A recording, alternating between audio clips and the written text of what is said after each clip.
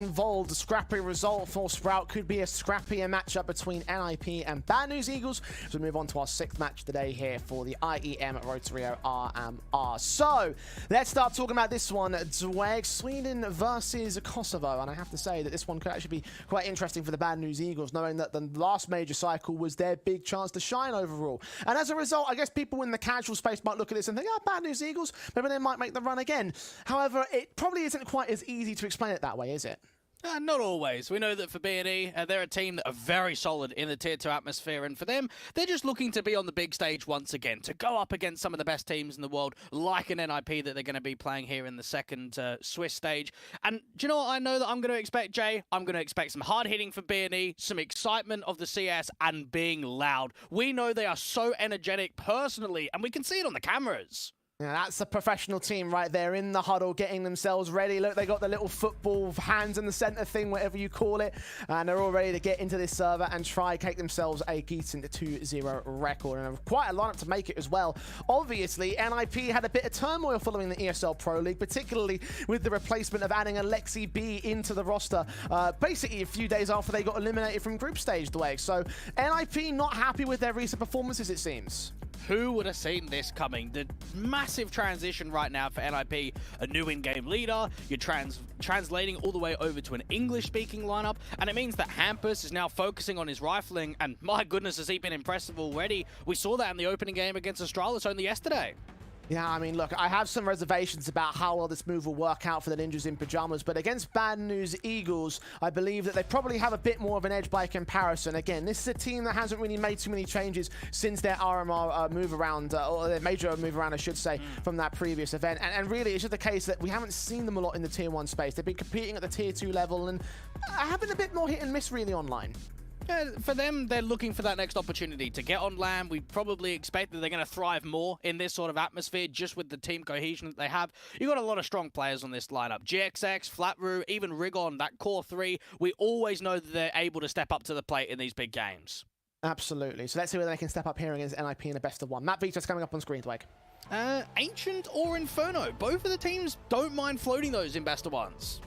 Okay, I mean, I can see where that comes out, but NIP are going to ban out Inferno, and actually Ancient gets removed as the last map in that ban wave. So Vertigo will be the map played out. Actually, the least played map for both teams overall here. I can expect this one to be quite scrappy as a result for me. Yeah, you've got to imagine so. I remember seeing a Vertigo in the Challenger stage of the Major from B&E when they took on Imperial and was able to get a good victory away from that point of view. But it's not a map that they play very often, even in the Tier 2 scene. Vertigo is a map that we haven't seen between these two teams either. Of course, having seen these squads play in the Tier 1 space on occasion, particularly during Blast Premier and the Showdown, obviously the Major itself, I think the RMR had a match between NIP and B&E. We have seen the majority of results going the way of the Ninjas here in this particular case. So maybe this could be the curveball that gives them an opportunity to do something here on the Bad News Eagles side. Another thing to consider as well is the fact that B&E are on a bit of a hot streak. Yes, the results in terms of the tournaments might be a bit more of a hit and miss for the tournament runs themselves. In terms of the matches that they play, they're on a bit of a win streak, Dweg. Yeah, coming out of the player break, they've had a lot of victories in a row, 9 on the trot when it comes to best of threes, and that's going to be a slight leg up coming into a series like this, being confident. You have to be when you go up against a team like NIP. Awesome. Well, let's take a look at who the star players are going to be in this one, Dweg. Who are we expecting to take a look at? Hampus and Flatroo. I guess that probably that is appropriate, really. Yeah, we wouldn't normally expect to have Hampus in a head-to-head, but my goodness, after his in-game leader position had been moved over to Alexi, he proved how solid he could be, dropping 30 against Astralis in yesterday's game. And then Flatroo, he is the consistent beast of this team, one of the strongest riflers that B&E have, and you can expect overall consistent performances against Tier 1 opposition and Tier 2 opposition as well. I'd like to see how the head-to-head turns in terms of the server itself, obviously, with these two players that might play against each other directly. Certainly, I'm excited to see how well Hampus has adjusted towards himself. Other players you could usually look at, typically someone like Brolin, for instance, as a man that you would expect to be the star individual and someone that could also take control. So the key thing for NIP is that it won't just be Hampus that you're focusing on here today. And when I think back even a few years ago, I always remember Hampus being a decent fragger in some of the lower levels of the Swedish scene on teams like Red Reserve and Godsend. But considering that he's been an in-game leader for so many years, we haven't seen him unleashed. And I think now that they've made this changeover for Alexi, this could be an opportunity to see what Hampus is made of at the Tier 1 level. It's under the leadership of Alexi that they will try and do much better than they have done in previous. NIP looking to bounce back from their elimination in Pro League. Try to go 2-0 here in the road to Rio. It's the pistol round here on Vertigo, our sixth match of the day here between NIP and Bad News Eagles. We've got dualies out on 2 individuals, so quite a lot of firepower and rapid fire in for the CT forces. Funny enough, you think back to the last head-to-head in that RMR, it was actually at the exact same stage, the second round of the Swiss, but maybe the first kill of the game. Rigon with that P250, annihilating Brolin up there towards the alley entrance. Great shot, opening start. Incendiary is now sent back towards the back of the sandbags. No one's there from NIP, though. All 3 players are in the back and center of the site. Rez and Co getting quite aggressive around these default positions. Smoke's going to go down and Rez is going to aggress. On tapping, Rez flashed in, swing forward, gets nothing through trouble. Senna gets the kill to a 5-on-3 now. Goosh is on to 3 individuals at a BNE camp, but no one's gone down yet. Finally, Alexi swings up and gets the job done himself. Rigon to 4. 4v3 post plant, however, BNE have the bomb down.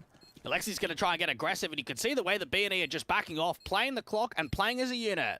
Yeah, force them forward, out position, try stall away from the bomb defuse. Yes, they all go down short, but they'll be so far out of the sight, it might not come in time. Senna and Duan Flattrue come up good with their kills. Hampers in a 1-on-4 situation, desperate to hold on. Does get away with 1 decent pick, but now being chased out of that sight himself. GXX with the kill. It's a pistol game for BNE.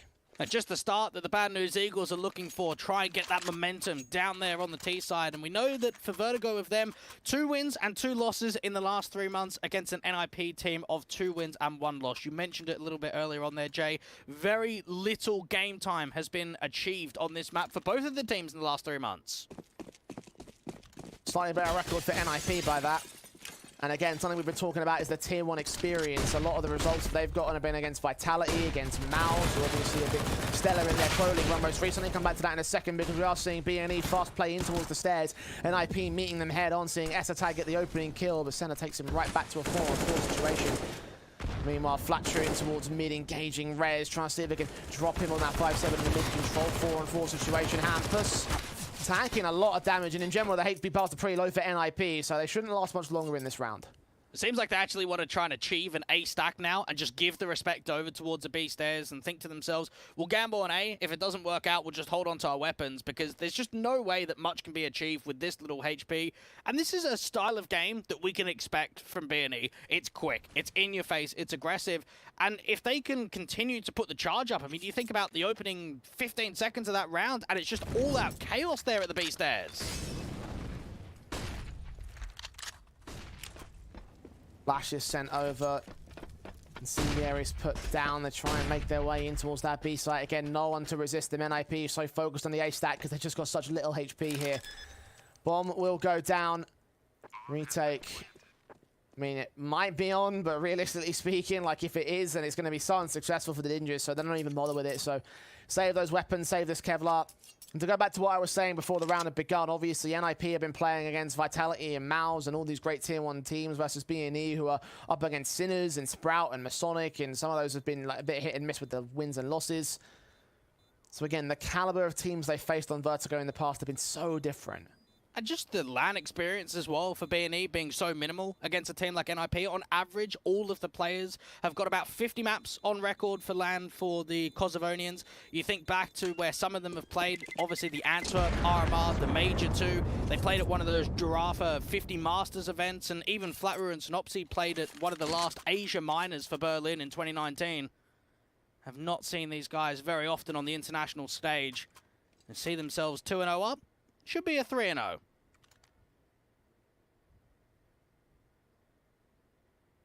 As they keep a little bit of extra firepower in from the previous round, NIP. 5-7s on 3 individuals, SMG, Kevlar and helmets. Helmets on 2, just Kevlar for 2 others. And these Eagles, as you mentioned, should be on for their 3rd round, and pretty effectively so. And the extra firepower will be a bonus for NIP. Let's see what damage they can do. Just get as much out of this eco as possible. Stack up quite heavy outside of the ramp control. And Senna just peering into the bottom of the B stairs, just looking up to the railings in case there's any aggressive approaches. NIP want to try and see if they can get as much out of this MP9 in particular as possible.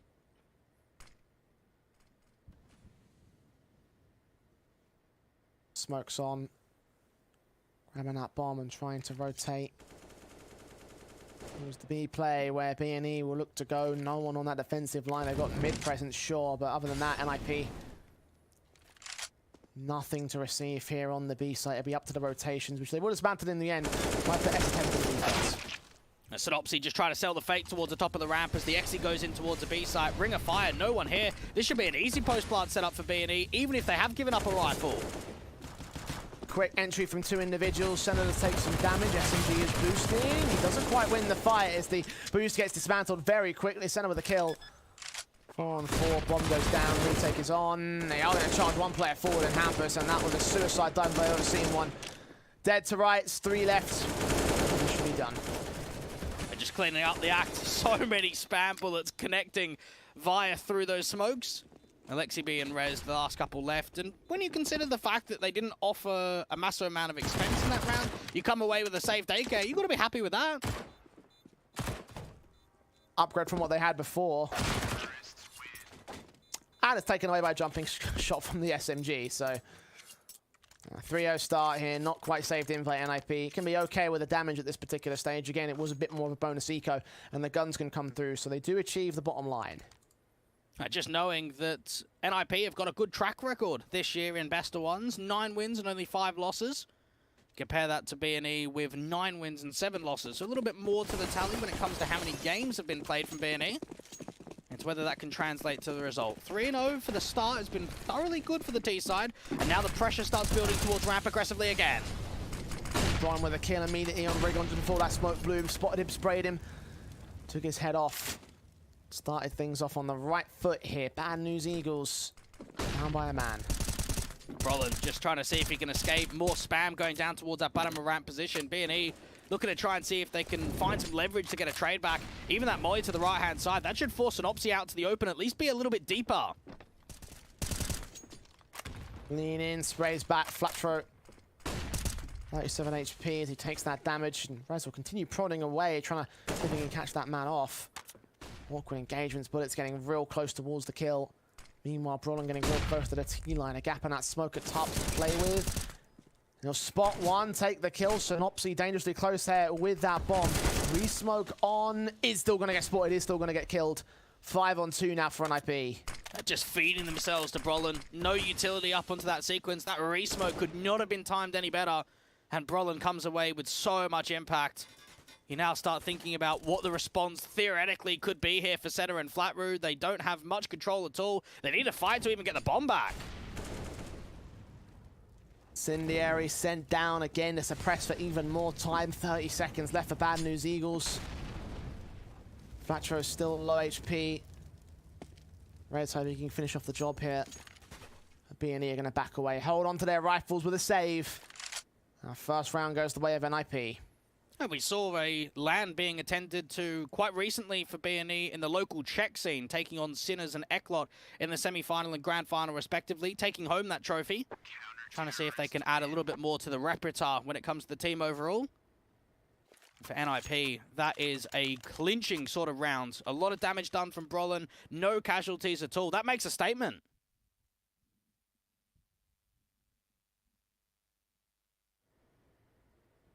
Start out for the Swedish core.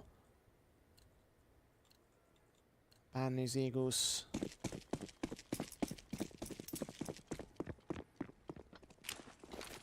Quickly back on the buy here. Haven't lost a massive amount of money here.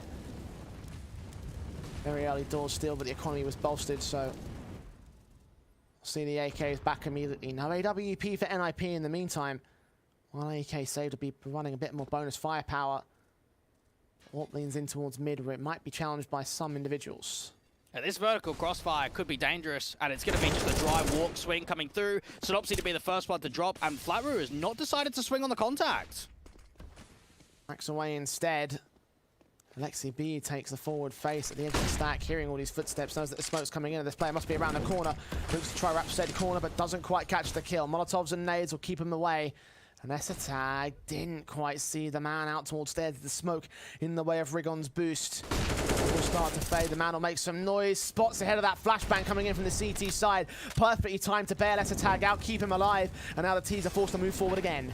And now they've just got to brute force the entries forward. Esatag trying to see if he can move away out to the open. Senna doesn't catch him.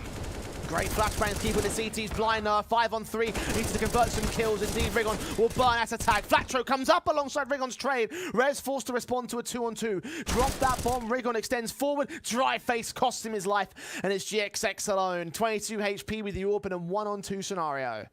He's just trying to see if he could draw one of these fights out into the open, but look at the discipline. The CTs are just offering up a bomb plant at this point. 20 seconds. I'll try put it up on a default. GXX now. Nade, dead. Brolin knew what was going on. Knew exactly how to deal with that round. Free AWP for the CT side now if they want it. AK is also on the floor if they want to get those. Indeed, it will be an AWP and an AK saved here by the NIP camp. That's 2 in a row. 3-2 score. GXX looked incredible on the City side of Dust 2 versus Eternal Fire yesterday. 19 frags and only 4 deaths, 110 ADR and a 1.99 rating. Now you look back a little bit deeper into what happened overall in that match. They were 12-3 at the half, ended up going all the way to 16-14 to get the job done. And they lost 10 rounds in a row to even be down by 1. So stretching it to the absolute maximum. Something that we can expect today. Looking with the rifles, of course, pistols to match it for B&E. Bomb plant bonus, not enough to go for another investment. So half seas up with the Tech 9s and Deagle. Kevlar helmets on a few. Gonna walk into the mid position. We'll have Hampus there to cut them off. B&E just trying to see if they can get another one of these explosions, split into that B site, put some pressure on. It's all about the opening entries with this sort of round.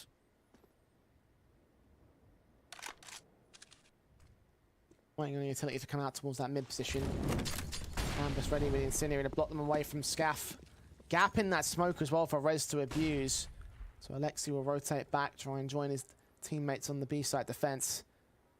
And Rez will just wait for someone to move up. He saw the shump, saw the second. Molotov Sentinels will call in for backup. Esatag holds down the main B site entry. Meanwhile, Rigon and Synopsy to fall. Hampus gets one on Flatro. GXX alone in the 1 versus 5. Might have been a star in the previous map up. But in this round, nothing gained for him. 3-all, NIP have equalized. And maybe if you haven't watched NIP for a little while, it might be a surprise to see Rez AWPing. One of the things that we obviously know about this team was most recently they had Fuzi from the Academy team filling in, being that main AWPer. We saw Esatag taking that into the fold, being able to provide as much with the big green as possible. But there has been a shift only very recently. Now we've got Esatag being a little bit of a hybrid, secondary AWPing here or there, but Rez has taken that role into his own and something that's going to be very new for his career. Maybe a role change that might work better for NIP. Again, they've been looking for the changes that completely shift up their game plan. Not the only change to be made in this roster, of course. The swing forward from Brawl on a much more stable piece. Out towards 51, gets the kill on Synopsy. And Rez swings out very quickly to try to look below that smoke. Will not see GXX or Rigon just yet. So focused on the main ramp of the main bridge area. Still going to press the issue, making noise. Rigon knows it, and Rez is forced to back off with the blind spray. Even Brolin could put that Incendiary down, try and slow it into the fold. Needs to get a flash over from a teammate if he wants to try and peek from this position from the sandbags again. They know exactly where he is, but there's no Molotovs here. Senna has got to rotate the position, put the nades out. Finally, that'll do some damage, but still Esatag comes up with the kill. Rigon forced to respond, look to sight, catch the AWPer for the double, and Alexi B now out of side alley, being faced in by 2 individuals. Flatru baits him, swings out, gets the headshot. Now reducing NIP to 2 players. The 3 of B&E in the post plant. The bomb goes down, the smokes are in. Incendiaries and nades will come out. Flatru's going to have to back off. Hampus not quite catching with that util. Needed to keep the attention back down towards ramp now. Flatcher with a swing, detected spray, 2-on-2. But Hampus took some damage. Rigon's also low in this exchange. And have to rest on GXX to come in for the side swipe. NIP waiting to put the smoke down on that bomb. Try to go for the ninja stick, but swung out before it blooms. Rigon gets the kill on Esatag, and GXX finds Hampus in the backside. B&E hold the lead. Yeah, that's the Rigon that we all know and love. We didn't get to see a massive amount from him in that Eternal Fire series, going -11 in the KD differential. Try and see if they can get some further impact out of him today. Climbing up towards that sandbags position quickly. Even Flatroo, that crosshair placement onto Alexi B is crisp. And that's always something that we expect at the highest level for B&E is crosshair placement is just, it's fantastic.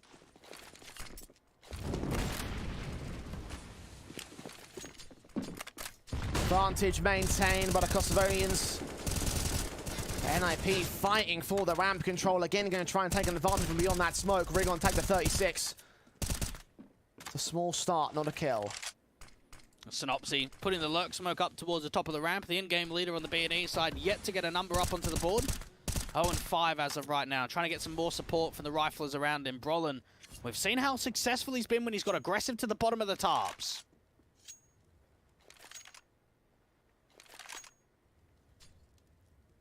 A minute and 10.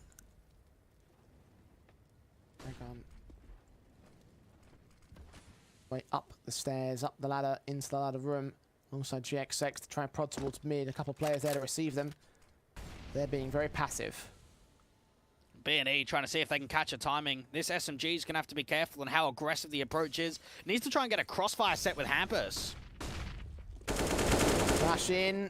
Then with the flash ready on the CT basis for Hampus turning back to his M4. Brolin forced to provide assistance on center. 4-on-4. Rotations inbound. The T's are going to press the issue. Hampus in the corner, unknown. Flash over. Could line up too. That's exactly what he gets for it. Drops that bomb. Rigon right ahead of him. Will get the kill. Spot the player in the back, but doesn't register and doesn't adjust in time. That's a tag with a trade. GXX alone in a 1-on-3.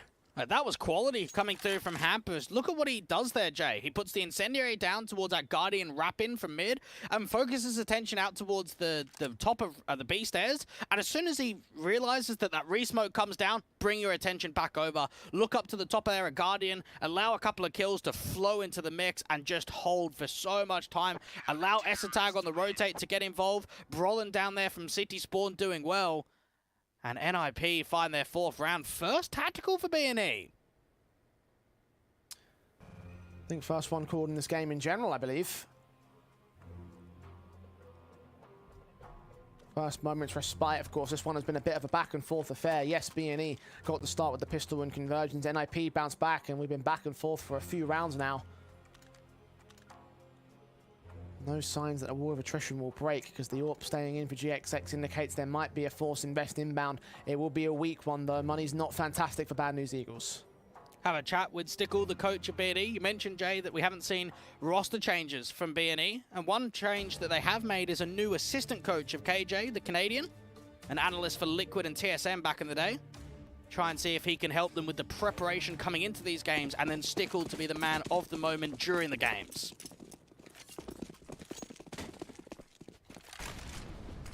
Half by around it for this round. B&E's game plan will be in the future, not the present.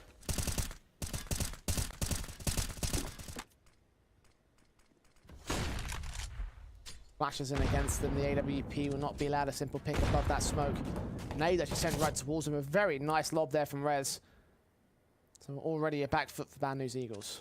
GXX is the highest rated player for B&E when it comes to Vertigo in the last 3 months.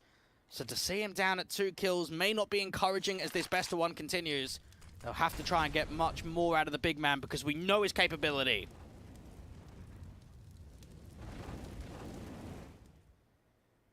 And backing away from tarps. You can see GXX trying to hunt for that pixel gap. Spot the man, get the kill. Let's count the smokes down instead for the CT side to block off vision. Has been seen, the shot does get baited, so that's info now for NIP. It gets very silent and very much on the slow play down there towards the bottom of ramp. Not something that we expect all too often from B&E, but what we may expect in the future is more utility damage. Look at that HE placement. Right, a fair amount of chunky nades over the course of these 2 maps, Blake. One's available now for Rez to try and capitalize upon that damage, getting Synopsy to kick things off. GXX caught off for the double up.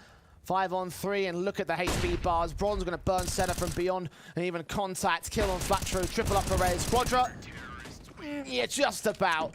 Drops that bomb, and drops BNE, and drops the lead now for NIP.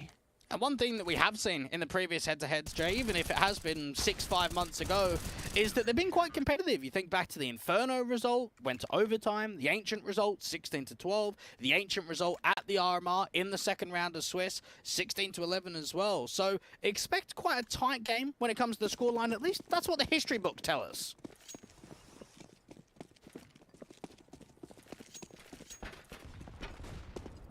Present tells us a lead for NIP and BNE, a broken buy in spite of that half invest. Money hurting GXX especially, but even Synopsys Mac 10 is dealt with immediately. Rez, another kill to add to the tally. 9 frags deep so far in this matchup, but it's all a ruse to draw attention away from the B side. They're inbound very quickly towards his S-Attack, forced to use the incendiary and flash from a teammate, get back to position and stop the hit. They've got to go. They've got to double pump this. There's no way they can cancel again. They've got to commit. Another flash, incendiary sent down. They think they might still be close. Nades on center doing minimal damage by comparison to what it could have done. Hampus does get caught by Flatro, so there's a little bit more info for S-Attack to play with. Swing from Alexi B, also caught blinded. GXX down to 37 on the mid face, and now the execution comes in for Truth as S-Attack lines up to not aware that the player in the back will adjust towards center anyway. 4 versus 2 scenario for NIP. They're ready to deal with all challenges. It seems like NIP are really switched on to the kind of style of play that they're going to expect in a game like this today. And GXX and Senna just working the 2v4, but at this point onwards, you've got the CTs that are stacked up on B. Spray attempt for Senna goes awry. Rez gets a triple in this round, doubling up on the exit frags. The last 2 of BNE. 6-4 now. NIP start to pull away. And you can just see that sometimes the styles of some of these tier 2 opposition teams need to be adapted when you play some of the best in the world, because it's just not going to work the same. That last round had Flatroo being sent super aggressively up towards the top of the ramp, and the flashes just aren't catching Rez blinded at all. He's playing towards the sandbags, playing that anti-flash position, and as soon as he catches the lurk, all the information is there to pummel the util in for the BXE. A fast play from these pistols attempted up towards ramp. Rez evading any incendiaries that might be sent his way. Got a couple of nades keeping him at 4 points of health. We're now being back up here in Alexi B, making his way out alongside Braun on the crossfire. Indeed, they do protect their teammate. They sacrifice to themselves, to be fair. Rez is now going to escape. The 3-on-2 has been gained, as is an M4 for BNE. And this is where we want to see some of that X factor that we can expect from the BNE side. 2v3, Deagle in the hands of Rigon. We know that he's very capable with that weapon. And Synopsy with the M4 still looking to see if he can get started up on the board with his first kill. Tech9s, right this corner, Hampus. Oh, head taken clean off. That's a shot. Rez low HP as well. Might also fall. That was crispy from Synopsy. This round is back on for BNE. S-Tag, knowing he's got the HP advantage and the weapon advantage here, particularly above Rigon. Synopsy will be the big concern, and they converge the crossfire. Rigon maintains his passiveness, and Synopsy secures the steal. There we go. That's what we want. That's what we've all come for. That is the eco steal in from BNE, and Synopsy with that Tech-9 is doming. The slight jiggle that comes through from the alley position, the tap up to headshot on orange, and then of course the reposition. The M4 back out towards ramp, getting that final kill. That is precision with Synopsy. Beautiful shots. The one on Hampus was great. The one on Rez, yes, he was like 4 or 5 points of HP. But it still was stellar. Utterly stellar stuff. And bad news, Eagles get right back in control for it. NIP forced to take a minute. This one continues going back and forth, Dweg. NIP thought that they had them on the ropes for the moment there. Thought that they could have started extending their lead, get their money in a good position to farm it up, to start looking for perhaps even double digits in the first half. Instead, the steal comes through for BNE, and now it's touch and go again.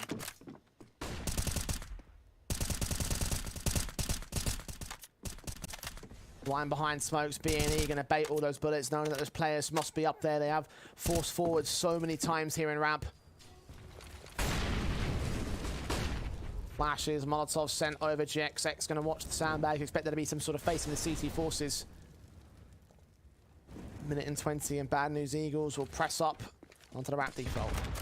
Brolin has to be wary on where he repositions to, get the incendiary down towards the top of the ramp position. Rigon's still waiting for the overpeak, and it does come through, but he doesn't find anything. Rez gets that kill. GXX ready for the shot back on Brolin. 4-on-4 situation, gets the kill on Synopsy. Now to 4-on-3, but 1 HP for the man. He's going to get forced away from position now as he gets back to the center of the site. Flatteru ready for the swing, giving up a couple of shoulder baits, but not quite finding the kills. Even NIP back off. I want to play it cautiously.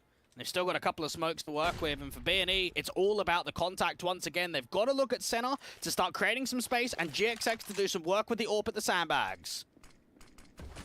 Smoke sent. Set up for the execution. The flash is back, and GXX takes a bit of damage. Flattery, similar story, but the kills come in for 2 other individuals. BNE, a 3-on-2. Alexi B now flashed in, engaging center and getting that kill back to evens. GXX low, Flattery less than half. 10 seconds is what to the clock. They've got to get this bomb on the site and committed. Plant down at default. Tag will not swing to deny. They might swing right into the hands of the AWP, and indeed they will, but Tag quick to the responsive. A 1-on-1. Now Smoke close to the bomb, not quite on it. The AWP, a known entity. Tag will tap it.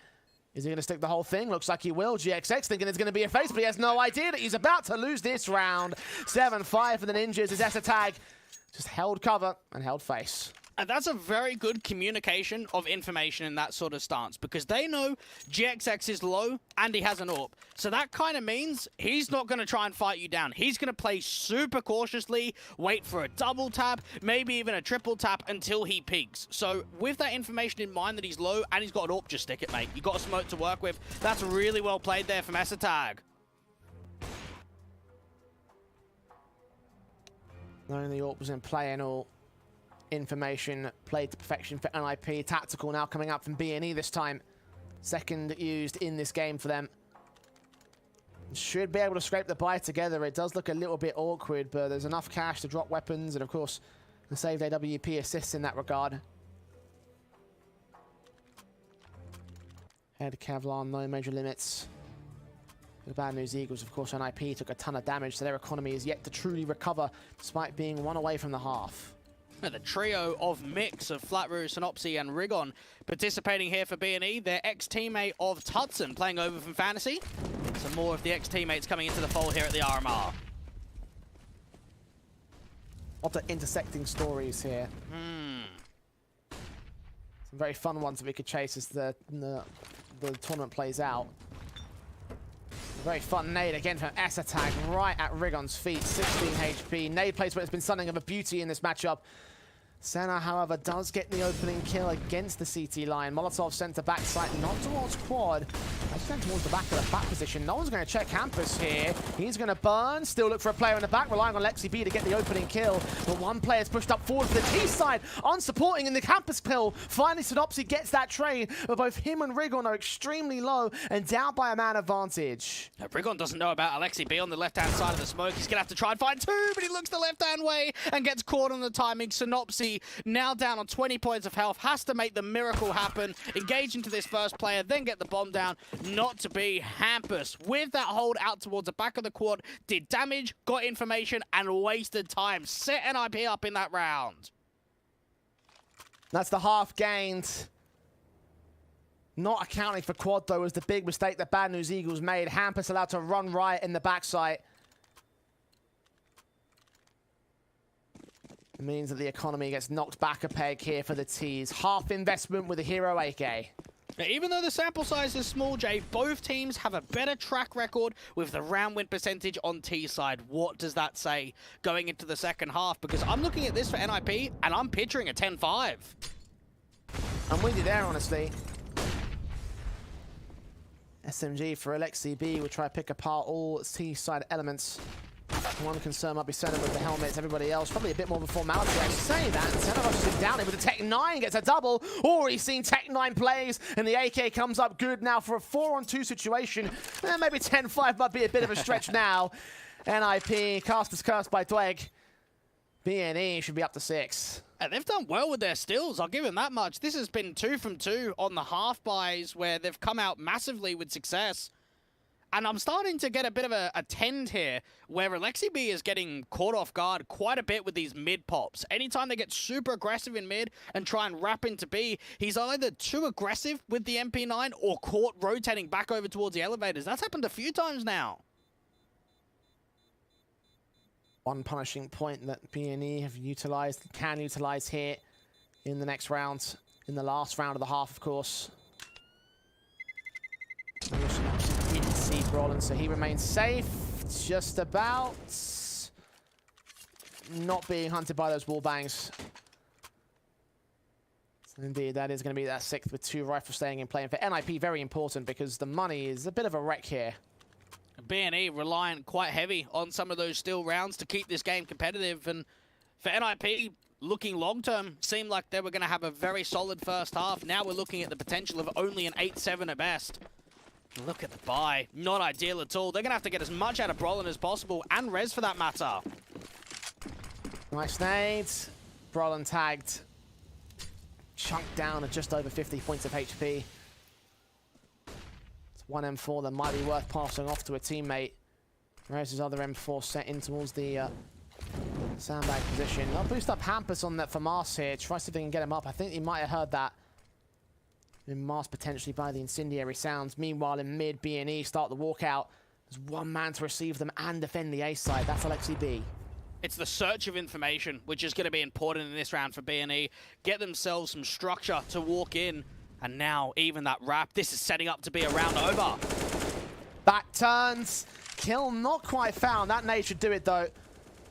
No, it doesn't. Somehow Alexi's alive and Rez can strike towards the A site. Meanwhile, Senna comes in for the backstab. Deals with Bron on a 4-on-4. Essa tag suppressing Rig on here at the top. So where do they go with this? B&E could still rotate to the B site. But they have their heart set on A, it seems. And this is where there's a bit more of a stack involved. You've got Alexi getting aggressive out towards the B stairs. The CT's getting aggressive to the top of ramp as well. Reducing an IP to 2 now. Senna trying to account for Alexi B's counter backstab. The SMG, how much does it wait for? Doesn't wait for anything at all. Flatcher catches him off, and Hampus is left alone now to clutch this situation. We're going to have to try his hand at the defensive and retake. But the realistic scoreline seems to be 8-7. B&E would make up the difference.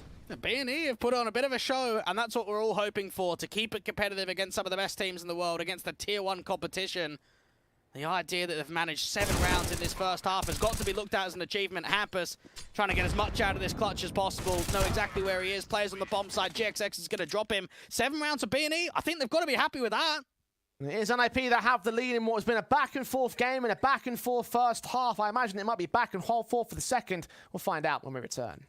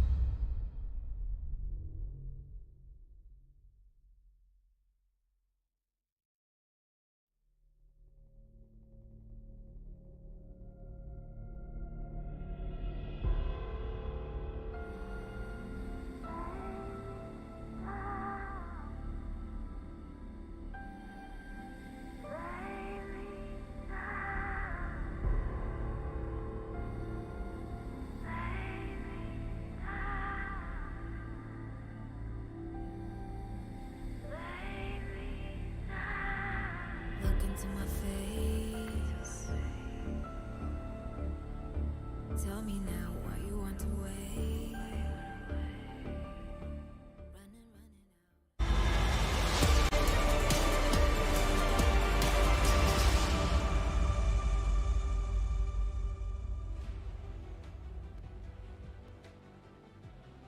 It's been a fantastic first half from both teams, back and forth. The 8-7 NIP just edging out the Bad News Eagles.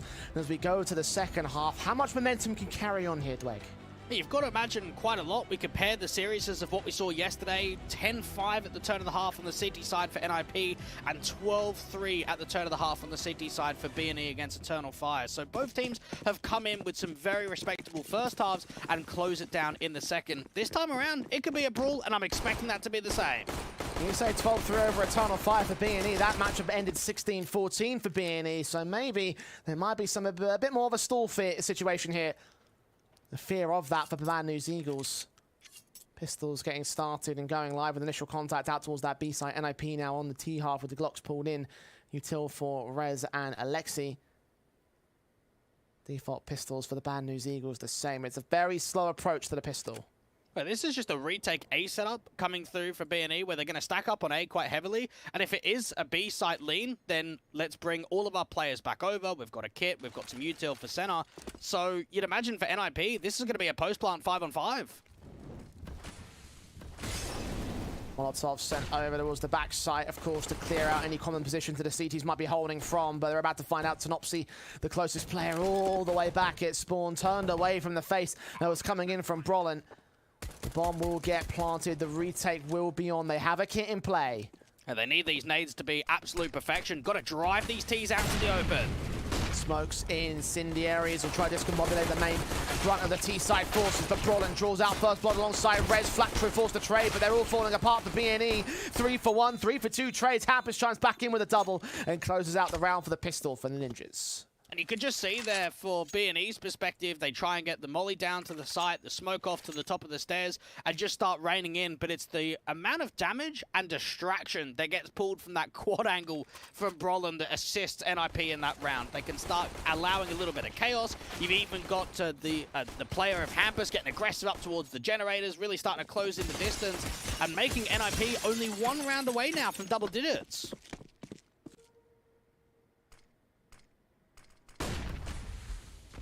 Step up to the plate now and push that past that line, get within 6 of the victory, and Bad News Eagles will know that that's where the danger zone really comes in for them. Of course, still recoverable from this position. 8-7 half. It means a differential of 2 at this moment. Momentum most certainly with the Swedish core, and then go it. Quick plays in towards ramp. Does get dealt with relatively effectively. A couple of USP kills have come down against the MAC-10 and the rifle. But all in all, should still be the round for NIP as they fast rotate back to the B site. And now for GXX and center, you think about the idea of just holding on to that Galil, bringing it forward into the next round, allowing themselves to not spend all the way down to the minimal amount for a single individual. 10-7 for NIP. And you've got to imagine someone like Esatag is going to be very hungry to have a good performance here at the RMR when we consider the fact that he's had 419 maps on LAN. He's only actually attended a single major. So a good run here at the RMR will get him to his second. And the right kind of team to do it. NIP, of course, a staple of the majors. Will they get in this time? That's the big question. That's the big concern. Massive risk changing your IGLs in the middle of attempting to qualify for one. It's not exactly like NIP are completely infallible. They have missed out on an majors in the past, most famously the E-League run that had Vega Squadron, I believe. I do remember that. The cash game, the 16-2 stomping. Yeah. Don't want to let that happen again. Fortunately, at this juncture, not quite close to losing out in a 16-2 fashion. In fact, if anything, they could get a more one-sided scoreline towards their favor against Bad News Eagles. And still very far away from the promotion to the major itself, so there's still another step on the ladder for NIP at this moment. Bad News Eagles up on their gun by now. Just looking for that response. Rigon getting quite aggressive to the top of 51, trying to play around that utility. Hasn't seen anything to the tarps just yet. There is quite a few players to the right-hand side of the bottom of ramp.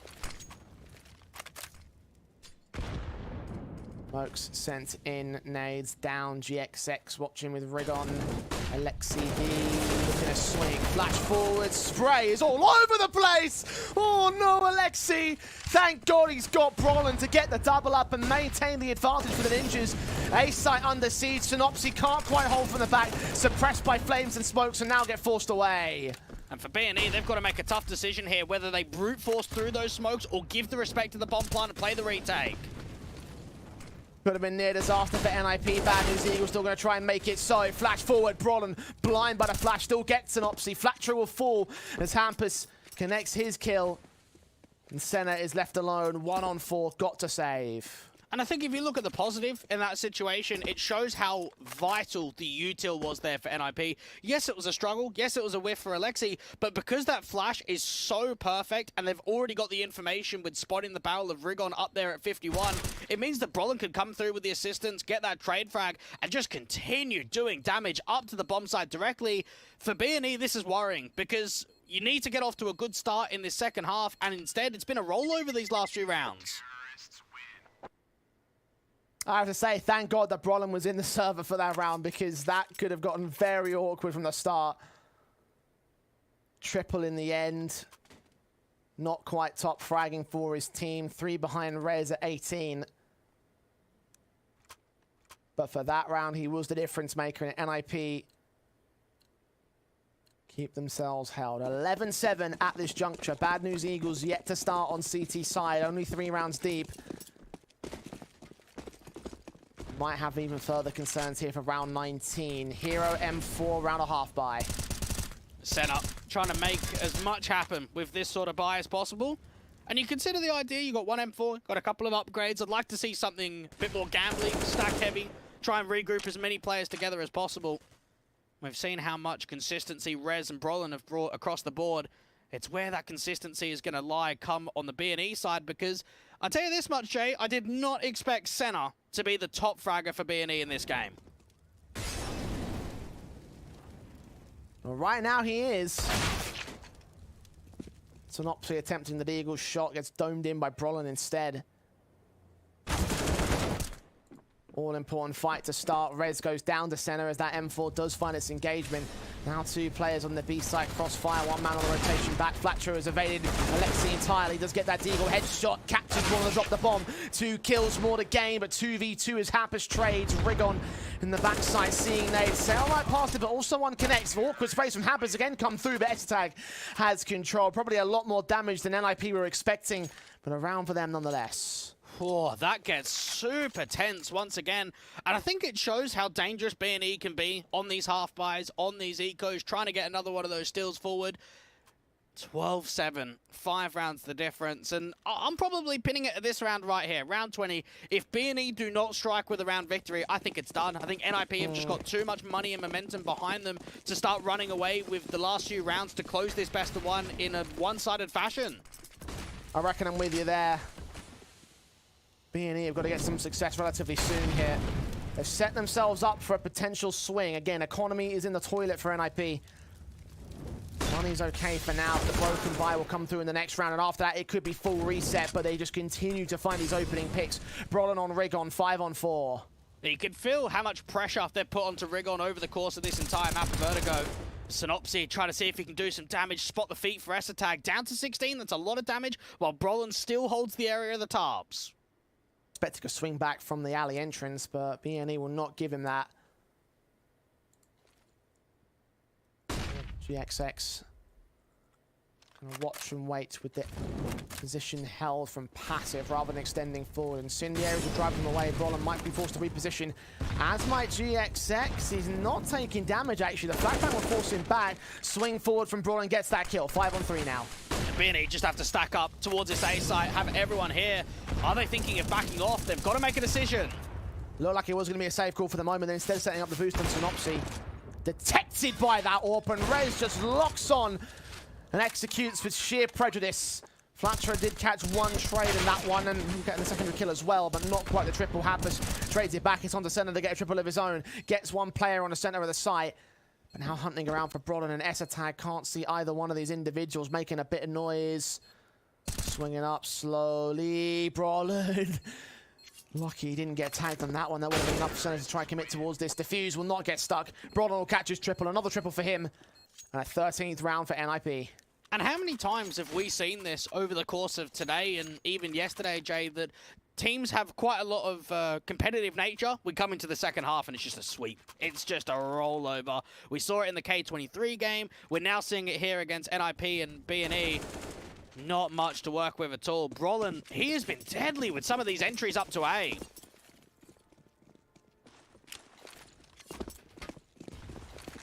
Deadliest that NIP would love. And they'll always follow it up and turn it into a round advantage. Oh, shots on GXX again, Rez. And apply pressure to the Eagles.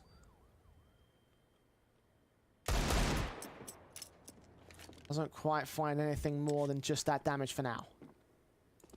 B&E having another one of these grouped up setups, more so towards mid as of right now. Alexi with the crew starting to take control out to the B stairs. Start working that execution once again. Still plenty of time left on the clock.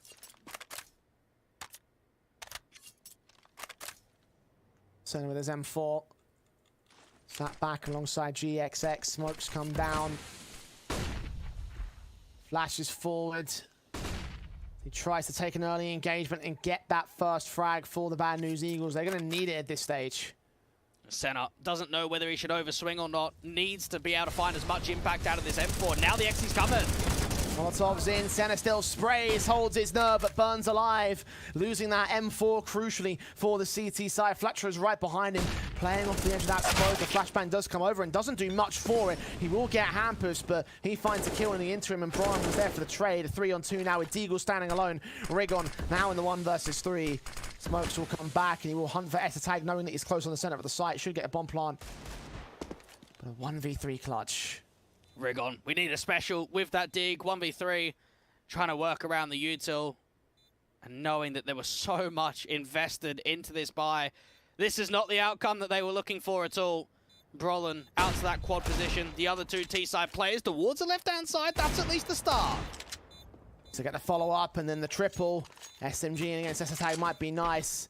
Going back for that AK, might just look to save it. No defuse kit. 10 seconds to the stick. It's behind harder cover. Res known. Spray back. Doesn't even get the double.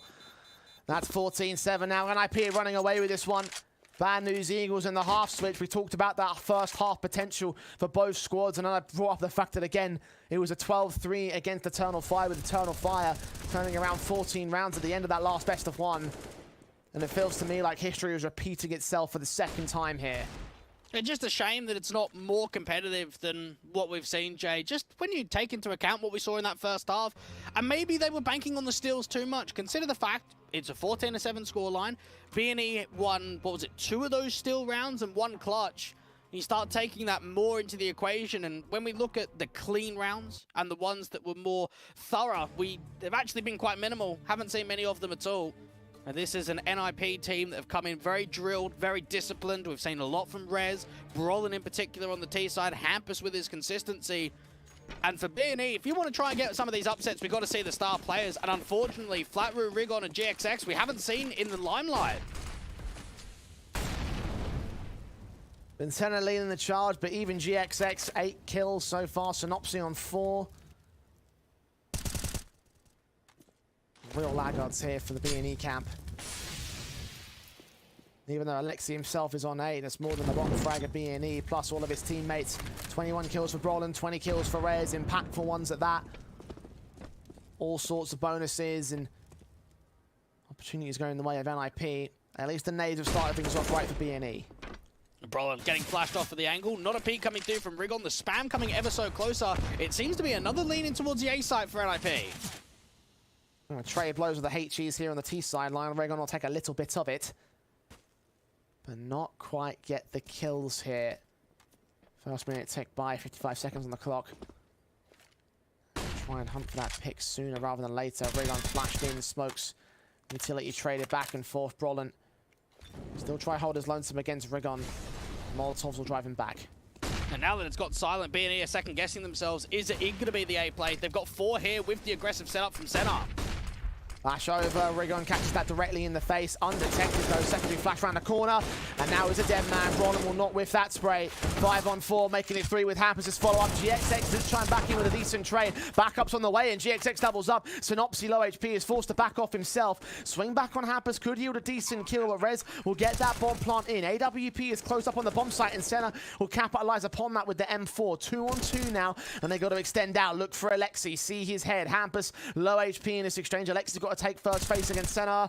M4 slowly wraps in, gets his kill, and Hampus, an unknown entity right here. They're going to look to try to get on the bomb. Look towards the alley position. No one's watching this from Ram. Senna's caught, spray through. Synopsys tagged to 3 points of health, and Hampus playing for time, knowing that Orba's got to make his way up and over, and he plays that clutch to perfection. A quadra for Hampus, and it's a match point for NIP. It's another excellent round coming through from the Swedes, and you could just see there the tempo, the way they slow it right down. They get themselves into a 2v2 post plant. Yes, Alexi falls, but Hampus just plays the time. And for B&E, they're expecting both players to swing together. So the fact that they've dropped Alexi, they've swung out to ramp and haven't seen any more, they expect him to be Ali, and that's where he can play the time, draw that distraction. What a beautiful clutch coming through.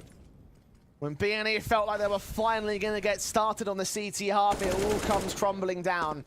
I'll say that again, it gets started on the CT half. They haven't scored a defensive round, Dwayne. It's been NIP from the 16th. Now it looks to be 16 for this squad. Alexi gonna get mollied down. Even this MP9 is just so completely blinded. Yes, you're taking the map control away, but you haven't been able to act with a frag at all. And how quickly NIP are able to take back this bridge control towards the lower side of Ram. Rigon will try force forward. Nade might be a decent idea if he places it right. Flashes coming in for the teams would indicate that they're making their way up. That nade lands right in the open, expecting there to be some major aggression rush up ramp. That's just not just happened here. NIP taking their time, baiting in the crucial utility piece. Now there's one smoke left here for B&E. And it shows the lack of information that B&E have had for the majority of rounds in this second half. Look at the gamble stacks. We've seen so many gambles out towards this A site, and they're going to do it again. No choice in the matter, but NIP has still dealt with them. AK and Synopsys, Flatcher right behind them, flashbangs forward. There's the spray, there's the kill. Low HP, but still looking in against Flatcher, who will trade, but that's 1 out of 3. GXX comes up good out the side. A-Links to get Rez next up, but can't quite hold his nerve. Senna alone in the 1-on-3 clutch. Need one of the clutch of his own right. He's the right player in this circumstance for B&E. 20 kills, top fragging. Need to isolate where they're at, but Rez creeps around from 51. 16-7, B&E don't get a single round in the second half as the Ninjas go up 2-0 in the Swiss. It's a comfortable performance coming through from the Swedes. Brolin, Hampus, and Rez, really impressive. That dynamic trio doing so much work. And for B&E, while it was competitive in the first half, they were slept in the second. That's a big concern for them going forward, of course, with the close affair that they had against Eternal Fire in that first round. The future best of ones, maybe even the best of threes, might not be looking bright for them. But it's definitely bright for the Ninjas. 3 chances to make their way to the major as they take their next step on the road to Rio.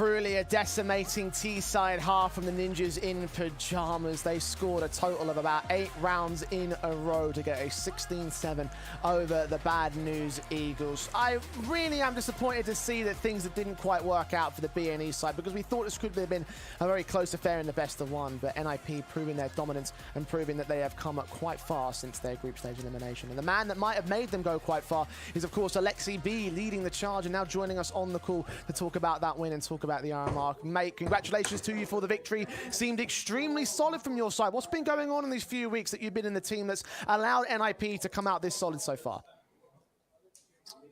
I mean, I think we had a quality boot camp. We didn't have too much time to practice, but I think what we did on the boot camp in a short period of time really has been proving now. Or I'm really proud of the fact that we're kind of replicating all the stuff that we've done and the agreements we've spoken about. And I really think this team is like they are doing really good preparation. Like they remember all the stuff we talk about, and I can hear all the small agreements we talk about before the match. So it's not like we go through preparation and it's for nothing. Like we're using it quite well, especially when we're feeling it like now. Alexi, since you've joined the team, Hampus has been unleashed in that opening game against Astralis. We've seen another good performance from him. Do you reckon he's at 100% yet, or is there still more to see? Because he's been unbelievable in these last couple of best of ones. I mean, it's the first time I see him, how he is on officials and how these guys are on official overall. And yeah, I feel like it's this when this tournament goes by and I can review the games and I can get a even better touch on every individual. I can say for certain, but right now it just seems like, yeah, he's unleashed and there's nothing to say about that. There's one of 3 players that topped the board for your team overall in that one, a spread of 23 between him, Rez, and Brolin. So right now, you guys are definitely on the right form in terms of the squad itself. And being 2-0 in the RMR, to me, it looks like you guys are bound for the major. Talk to me about what you're going to be doing from here on out to prepare for the best of 3s and now just to try and, you know, just make that one win happen. Yeah, I mean, we only played 2 maps now, so people don't really, they can't really know our map pool yet. But I think on best of 3s, it'll be like there's gonna be a lot of variety. And I really felt like today I kind of let my team down by doing, like I was doing some uncomfortable things. I felt like I was, like before I even did something, I felt like I didn't do it like properly, and I always got caught off guard. And I just feel like the first game I played super well, and now it was just the complete opposite, so I have to step up tomorrow as well, individually. What about philosophies, Alexi? Are you trying to bring a lot more to the table in this short span? You've only had the boot camp and, of course, this event. Or are you trying to carry a lot of the previous style here of NIP and maybe have a few little extra pieces here or there? I mean, I have some experience now leading international teams and starting from like all over, and I have experience from not starting all over, what it feels like and all this kind of stuff. And I feel like now I had plenty of discussions with the coach, the staff, and also the players on how I think we should start. Thus far, it's looked really good, especially on the boot camp, as I said. The fact that we have the same kind of feel to the game and the same interactions, where I feel like we're always coming to conclusions and trying to do things properly. But we only played a couple games now, and we still have to learn a lot. But yeah, I'm happy to get the 2 games under, and now it's best of 3s. You got 3 best of 3s at a maximum to make your way forward to Rio. So I want to ask about any teams you're worried about, anyone you're looking forward to facing. Like, what are your thoughts now going forward against the competition? Can you please repeat it? It's cutting for me. So, like, who of all the teams you have now, you've got potentially 3 more best of 3s to play. Like, who are you looking at as your biggest threats right now in the RMR? I don't think there's like a biggest threat. I mean, obviously every top 5 team, I would say, is going to be tough. and especially for us with a short period of time. But honestly, the way we're looking right now, I feel comfortable. But I also just want to play against anyone there is, because it's important for us to also learn a bit about our map pool and like learn again when we play against the top dogs, right? So I'm obviously looking forward to play against all the top 5 teams. That's it. Awesome. We'll see who you do draw in the next round of the Swiss. For the time being, have a solid victory for you in the Ninjas in Pajamas, 2-0 on the road to Rio. Alexei, thank you for joining us. Congratulations and good luck going into the best of threes. Well, there it is, Dwayne. Confidence overall from the Ninjas in Pajamas. Again, 8 rounds in a row to secure in that second half and make it look easy at 16-7. For Bad News Eagles, it's back to the drawing board to figure out exactly what they've got to do here, because you've got to take a look at the performances and you've got to think about how this probably wasn't the best series from them.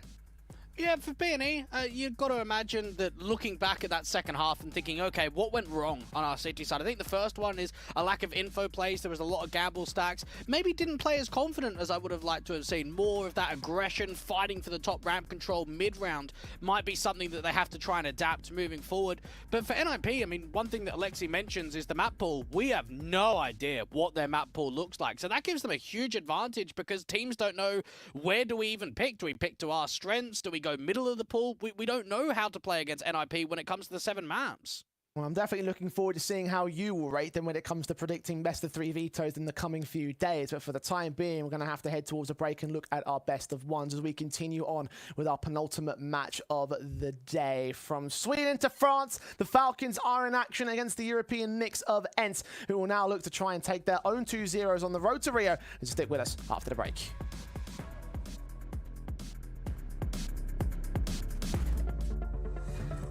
Do it in ranked. Whoa, how? This dude is insane. Do it on land. Oh my god! I need this guy on my team. Do it on stage.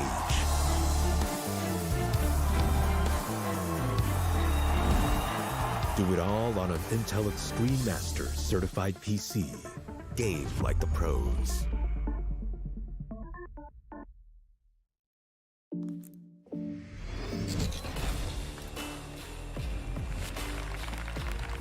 Great teams form around great leaders. Here we go. Get ready, guys. Leaders that inspire those around them to step up and find that perfect moment to strike. Attack, now! Stylish outside, savage inside. Lenovo Legion.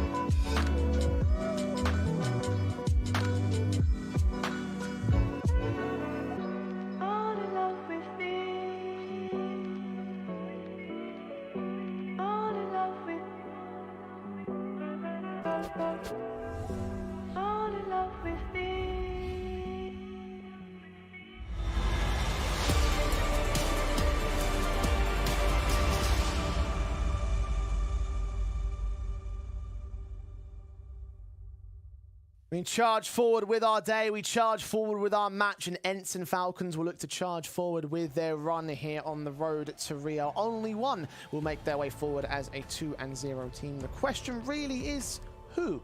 That's the question that we're going to ask and answer right now. Dwayne, how do you feel about this matchup? I'm quite excited. We've got two teammates head-to-head. Remember MBK? Remember Valde? They were together on OG. There's a lot on the line here to try and get it up 2-0. Indeed, yes. Ents and Falcons have been in very different positions overall. Of course, we got to see a little bit from both of them, you and me personally, on the B stream yesterday. And I guess the question to really ask Dwayne is, to start off, who's coming into this best of one, the more confident squad? Oh, I think it's got to be Ents. I was well impressed with how they played against Heat. You think about the amount of clutches that Heat came through, some of those steal rounds as well. They didn't give them much leverage at all, and that was quite a comfortable series overall from the international squad. Yeah, absolutely. The Ents side, of course, coming off the back of some very awkward positions in general. Obviously, Pro League was not the best of tournaments for them. We discussed that over the course of yesterday. But look, the best of one against Heat yesterday looked just as confident. 16-8 was how that one went down on that map of Nuke. So, yeah, look, Ents for me, I'm still having faith that the betting period for Sumpires is starting to, unlock his true potential. The fact that they're going to have this brand new lineup is still going to set them on a back foot in terms of cohesion basis. I think the big concern is sort of getting that AWP player to be as much of a star as he was on Movistar Riders for me. Yeah, we saw a good performance from him in that game against Heat yesterday, so that can give us a little bit more of a confidence basis that we'll get another good performance from that main AWPer of Sumpires. But I think Ents overall, just the tactical ability and some of the team play and cohesion was quite impressive in that series against the Frenchmen. And remember, they're going to be playing a very similar style of the team of Falcons. And for the Falcons themselves, of course, it's probably going to be crunch time for the likes of NBK taking over the IGL role of this team, but definitely a definitive Tier 2 squad taking on Tier 2 opponents. Even so far in the RMR, their one victory was against K23, so this will be a step up not only for the team, but also for NBK as the true leader. You've got some good players on this team. Maka in particular has been known as a very capable AWPer for the last couple of years in Tier 2. Haji seems like he's always been on that boundary of trying to make that jump to Tier 1, but just doesn't have the pieces around him to do it. And then knowing that you've got the experience of MBK and even Masuta behind them, there's a lot of strong pieces here for Falcons. Indeed there are, and I have a lot of faith that there can be some respectable positions being held by any one guy taking over the game and being a star player overall for the Falcons side. As a result, I'm not sure who you would look at as winning those stars overall. What we can look at is going to be the vetoes here on this map up the way. What do you think is going to be what we play? Well, we've seen a lot of Mirage and Nuke getting played out from the Ents side, so you'd imagine they'll want to try and go down that sort of route. We saw Dustu from Falcons yesterday. That's also a strong map for both teams. Well, those maps are going to get banned out alongside Mirage. Vertigo will be what we play for the second time in a row today. Quite interesting because it's not exactly what I'd call a great map for Ents. Of course, one of their lowest maps played. It's actually the highest map played for the Falcons camp, but they haven't got a great win rate on that one. So one of those cases of juggling up, how do we sort of take a look at things, also considering the fact that, again, Falcons playing a lot of Tier 2 teams. So how do we feel about this map? Well, Vertigo gets picked quite a lot from Falcons in best of threes. They picked it against OG in the first open qualifier, getting away with a 16-12 victory, which was that promotion game to get them into the RMR. They picked it against B&E this season of ECL. So it is a map that gets played quite often in best of threes. So I think Falcons will be very happy that this has gone all the way to Vertigo. Yeah, I reckon it can be about as good as you can possibly get given the circumstances. Again, I have some reservations about the fact that they've taken a number of losses over the course of the last few months. So let's hold out for a little bit and see where they go in that sort of sense. Head-to-heads now, Dwayne. Who are we looking at as our star players? Now, there's a few individuals that you can look at straight away, and it's got to be the AWPers. Sumpires put up a very good performance in yesterday's game against Heat, and for Maka, knowing that now that in-game leadership has been passed over to another player of MBK, I think we'll consistently see more from Maka as this RMR continues on. I'm not shocked to see that you picked out Sumpires as part of our Air Force Aim Higher head-to-head, and you've got to look at him as being the guy that has to be the main element for this team. Again, for Ents, they went to him for a very good reason. He was the star on Movistar Riders. It's a case of trying to enable him to be the star in this particular team as well. How long do we think it's going to take before we unlock his true potential on the Ents side? Maybe the RMR. Probably, you've got to imagine. I mean, it's never easy to come into a lineup at a tier 1 level and have drastic changes. A new Orpa, Valde coming into the mix as well. That's 2 pieces coming through. And for some Pius, you're transitioning from playing in the Spanish scene for your entire career to now playing on a European roster. So it should take some time, and hopefully the RMR, we get to see more glimpses of him and just to see what his peaks can be like. Yeah, I think maybe the communication factor might be something to consider in terms of where he could stand on this matchup and in this whole team as a result. Again, I think one of the main things that are going to hold him back is the communication basis, as you mentioned, moving from a Spanish-speaking lineup to a full English-speaking lineup. So that's, I think, going to be something that will take some time to get used to. I'm not sure whether the RMR is going to be the one where it unlocks, but if it is, then it's going to be in one of these kind of matches where ENCE are probably walking in as the favourites. Dwayne, would you say that they're going to take this best of one? Yeah, I think so. They've got an unbelievable track record in best of 1 so far this year, winning 14 and losing 3, Jay. Like, come on, that's unreal. Well, it still could be 4 if Falcons want to play up. Let's see where it goes here. Pistol round ends on the CT start of things. Falcons, of course, you mentioned they would love this kind of a map up. Let's see whether it will be the map that gets their second victory, rather, on the board here in IEM Road to Rio. Valde swinging forward. USP tapping forward, doing damage towards MBK, but not quite drawing out a kill. You could just see that they're trying to toy the CTs into getting some further aggression. Valde finally getting that tap down onto MBK. There's still another Glock player down there at the bottom of ramp. USP headshot to begin, continuing to hunt on for even more, but unable to really spot anybody here from the T side. Just that first engagement, and they've backed off, looking towards a B play instead.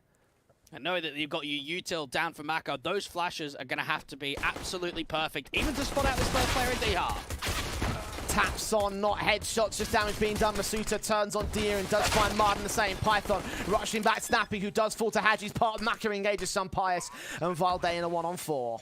But what a crunch going down to that B side after Valde over at A to the top of ramp was able to give them the opening man advantage.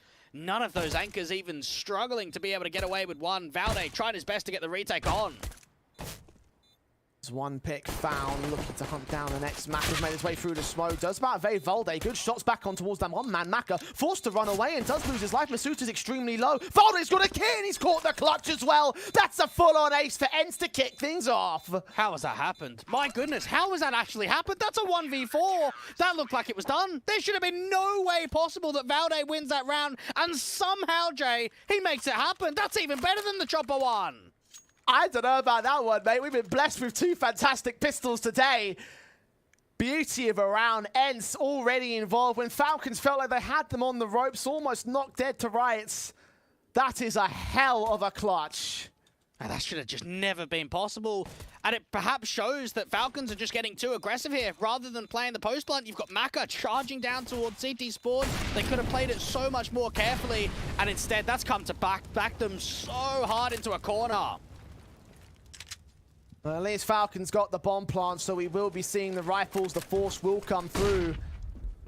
Galil, scouts, no AKs, unfortunately. I don't think they're going to be too fussed at that, considering they just lost the round.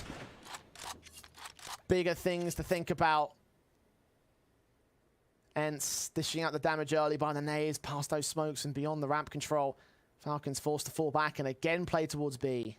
It has to be noted that D doesn't have any nades down here on B, being that initial site defender. So he's going to have to try and take some contact just by himself to bring players into the fold.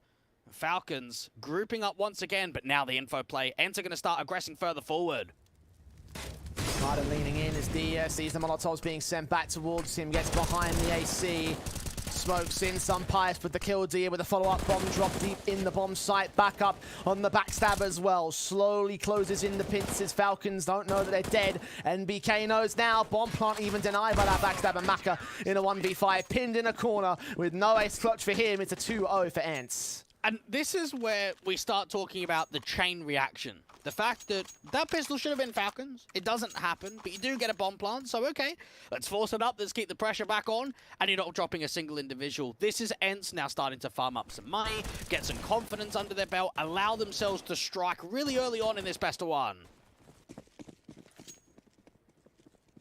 That's the 2-0 start. Falcons down to the eco. At least have the nade stack. Rolling Thunder could put down up towards that top of ramp position.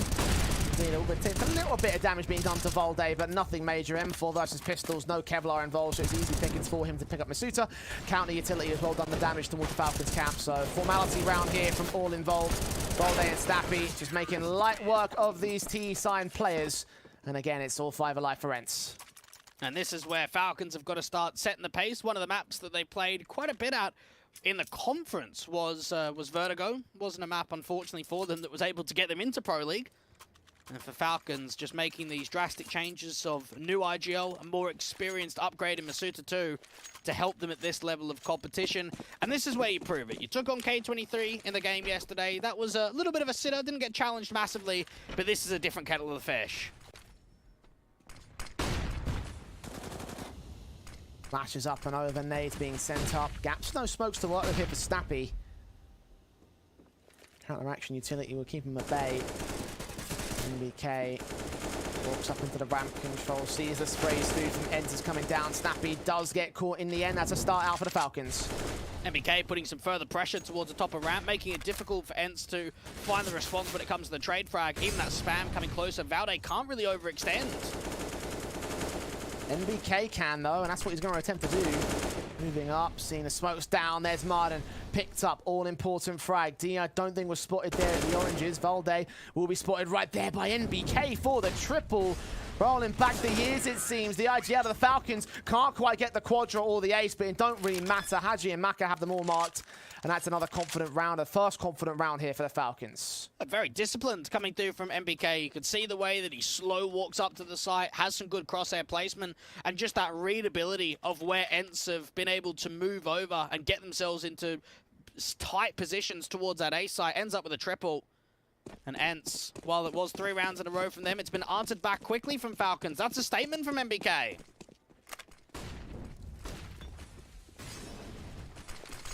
Open the M4s. Try and take challenge back. Falcons. AKs will try press in towards the ramp control. Incendiary sent down. Haji at 22 points of HP. Nades back. NBK still abusing that flash assist from Maka to get another entry up here towards ramp. Volde down. He's looking dangerous, and this is something that Ents are going to have to focus their attention on. Martin with the backstab. I like this info play, though. He's going to have to wait here, though. The Falcons are considering a rotate. Will they check T-spawn? Oh, no, they won't. So much to gain, but he only gets a single frag with the info that Mac has given up. A 4-on-3 now. Rotations will have to get called back from Dia, but nobody else joins him here. Dia needs to get as much support out of that as possible. Unfortunate for Martin. Looked like he was at least going to get a couple. Dia going to get it set up for a flash. Thinks about a prod in. Smokes up, nade on Haji. Kill found, even standing. Bomb trying to commit to the bomb site. NBK continues to press up here at the A site. Bomb plant might be secured to a backstab here, or they might just rotate towards the A site in general with a bomb yet to commit truly. And NBK at the end, cut the rotates, get snappy, engage upon some Pious. Make it a triple. Man, he has stepped up in this early game. He's looking beautiful. Look at that. Another sick round coming through from NBK. And this is what you want out of a veterans player, a good fragger on this Falcons side, to be the guy to look up to in the important games. Because it has to be said from Falcons, they haven't played that many Tier 1 opposition teams. They played OG in that quarterfinal game in the RMR. Outside of that, that's probably the only one that you could add to the tally. 7 kills for NBK, and just on these first 2 rounds the Falcons have gone started with. Bit disconcerting that it's not one of their star players, but overall Falcons are getting the rounds, and that's what's important. Forcing Ents down to the eco. Deagle's in for them. 1 kill for Masuta. Dia reveals himself ahead of that smoke. Does catch off Masuta, and doing damage to Maka makes it a 4-on-4, and an AK that can get recovered, or just about actually. The nades and the Molotovs will send him packing. Decent with those nades, and that's giving themselves some leverage now. They can start the mid-walk forward. You've got some Pious on a tight angle waiting for the pixel. There you go, some Pious. Headshot not connecting. NBK gets another kill. Finally put down by Dia. Python. Instead they're in towards that mid control and catch this man off guard. At least get some sort of trade back for the Falcons here.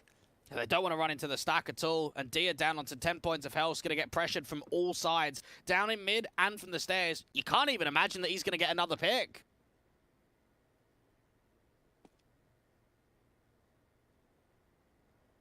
Footsteps are being heard here by Dia's part. Recognizing they might have rotated away from that mid position, so yes, they'll get the map control back, they'll get the info. Falcons look to turn their heads towards that B site from the stairs. Maka leading that charge. Ents, with that stack over, isn't going to find much at all. They do have a saved in AK, so at least there's that much to work with come the next round. The Falcons are going to tie it up at 3 apiece. Leah's going to try hold some contest. Molotov sent back off the girder. Should deny the bomb. Plant with the kill found on Maka. 13 seconds. Pass that AK back towards Snappy. Hadji's got to prioritize that bomb plant. Snappy will go down as Python marks off the incoming rotations and make it a triple against the pistols. Damage done to Falcons, but they still end up with 3. Equaled up against Ents. And we saw Python joining the Heretics team right towards the end of when that started to peter off. We know that Maka was a part of that as well. One of the teams that did very well in some of the early RMRs before going over to Unicorns and Love, before finding his way back on a French team here at Falcons. One of the stronger players that we saw in Vertigo in recent history. And also when I think back to the game we had yesterday against K23, he was one to watch out for.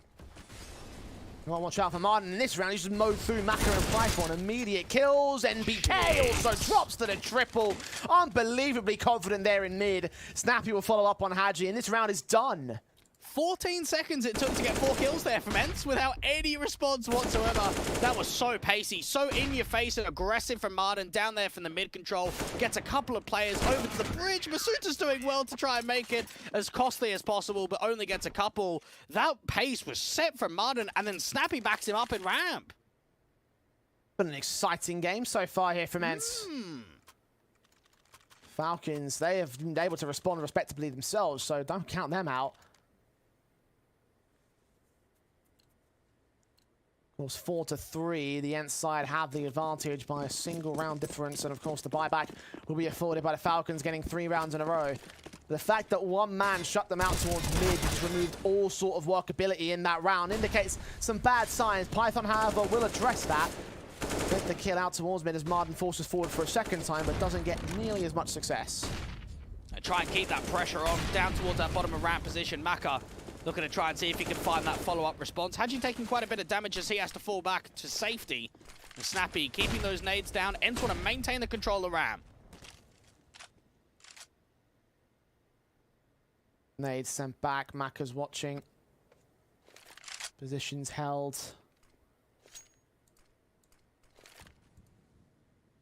Falcons will back off initially, regress towards ramp.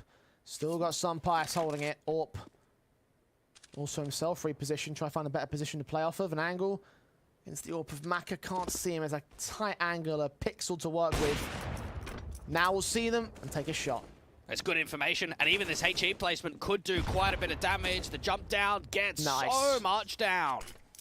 Python and Masuta now tagged from very high to less than half and less than 40 in one case. Shot onto NBK's head. That's a tight one to hit. And some Pies sticking around as well. 4-on-4, seeing them make their way out. Quick scope in, does not quite catch a kill, does not quite take the shot. Masuta could be denied. Swing from the AWP of the T side. More damage done through the wall bang. Not quite the kill though, and Masuta can punish it. Ents very slow to get into retaking positions. They've got a backstab coming through from the bottom of ramp and an idea that Python could be up there on the railing. Doesn't seem just yet, though. Pixels to abuse. Volde gets Masuta. The backstab starts to close in. Finally, Snappy gets that casualty advantage. Gets the way of Ents. Maka tries to hold on. Hadji does so too. Turn around the first, not the second, as the defuse will come through, and it will be a 5th round for Ents. I honestly did not expect this game to be as scrappy and chaotic as it actually is. 5-3, it's back and forth. It's a lot of hits coming through from Falcons on the post plant, but Sunpie is showing us some good form with that AWP, getting as much out of that important pick as possible, because you got to consider the fact that Falcons had the opening man advantage. They dealt with Martin in that last round. The first tactical called in by the Falcons camp.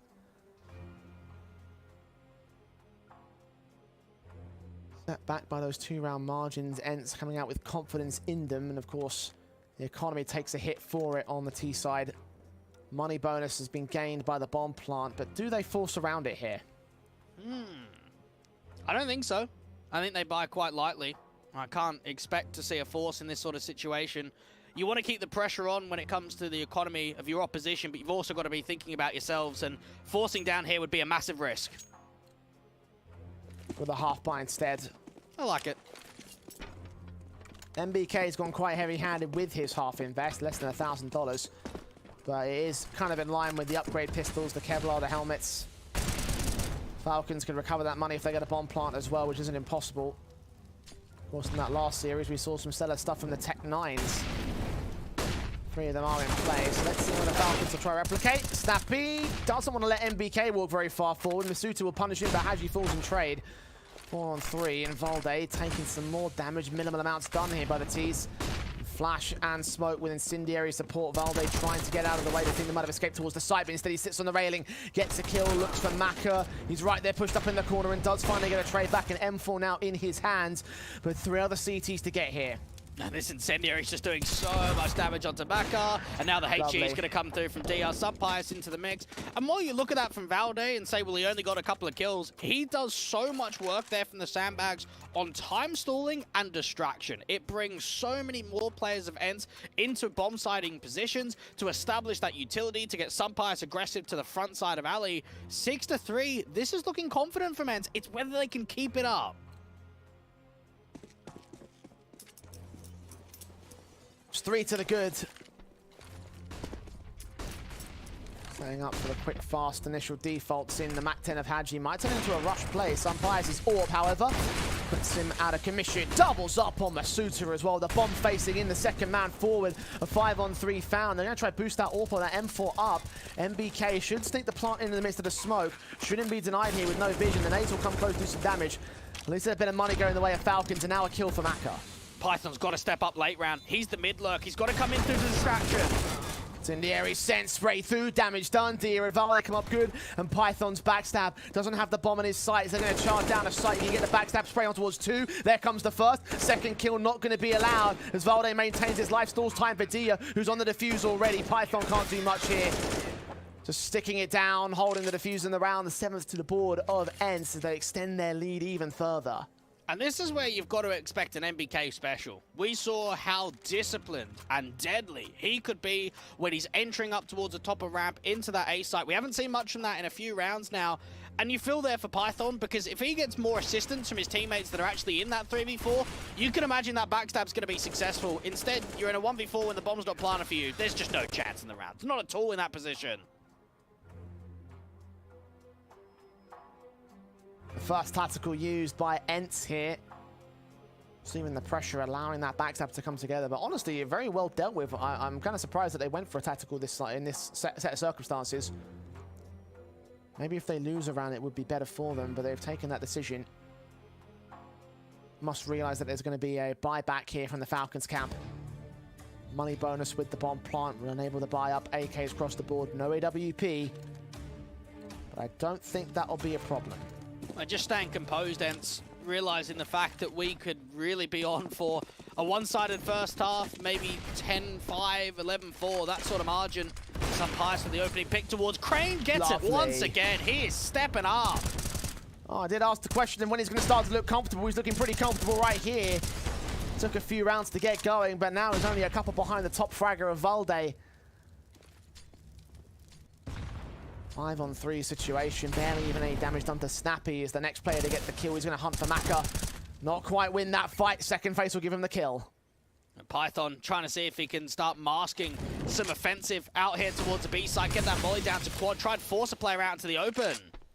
What's up? Python leaning in. Burst through. Martin trying to look for a couple picks back, and D gets them both. Dia the only sacrifice. Falcons getting borderline nothing out of that round. And this is where things get drastically uncomfortable for Falcons. Not a lot has been working for them on the T side. Subpious with these AWP opening kills has been electric, and we saw that in the game up against Heat yesterday. Dropped 23 frags, 11 deaths, nearly 90 ADR, and a 1.47 rating. We know that he's been on some good form. It's whether that's going to continue forward, and Falcons, they just can't deal with him. That's the problem.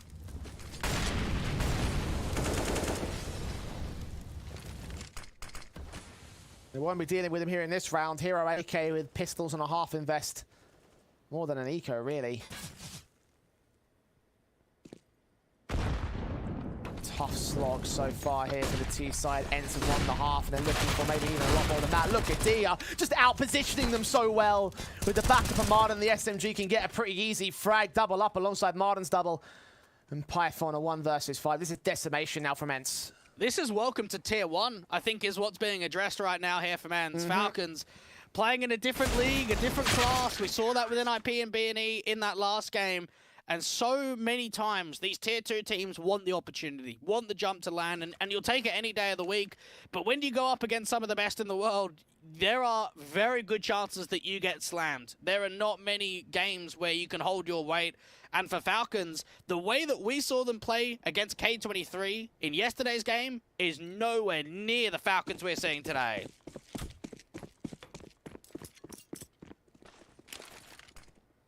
6 to the good. If Falcons have a comeback in them, it's going to have to start relatively soon, honestly. Ideally, you make this back to a 9-6 half and you work with something going into the CT side. At least the first kill has been found on Martin. The Haji tag so low, close to Trey, and Maka revealing his position. Information gained by ENCE. Advantage maintained by the Falcons. Valde and Snappy just constantly spamming bullets, putting the pressure consistently down to the bottom of ramp. At least there's an opening. At least Python's been able to start it off on Kilter. But it's whether they can muster up around victory, even with a 5v4 situation, because they've had this previously, and it was Martin to drop in that last round where they had it. Minute on the clock.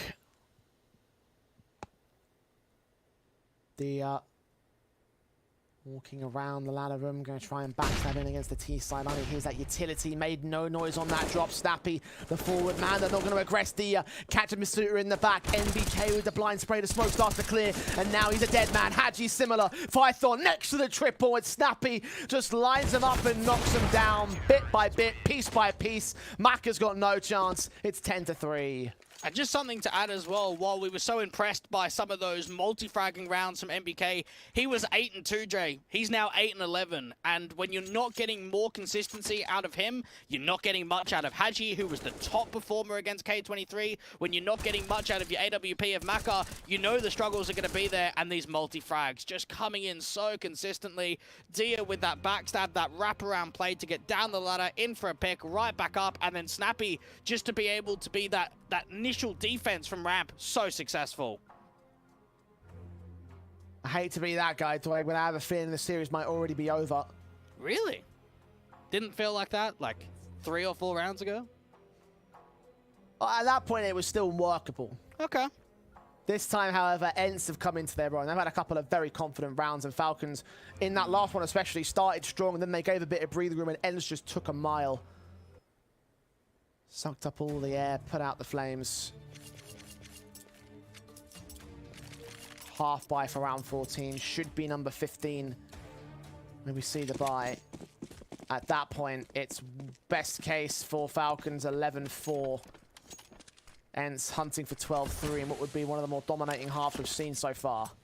And Falcons will be kicking themselves because we've had 2 rounds in this first half where they've had 5v4s, where they've dealt with Martin and not turned it into a round victory. You just get punished so much more in the Tier 1 atmosphere than you do in Tier 2, and it's coming back to bite Falcons. Dia's AK with a Tech 9. Sees him above the smoke. Headshot as it starts to fade. Martin.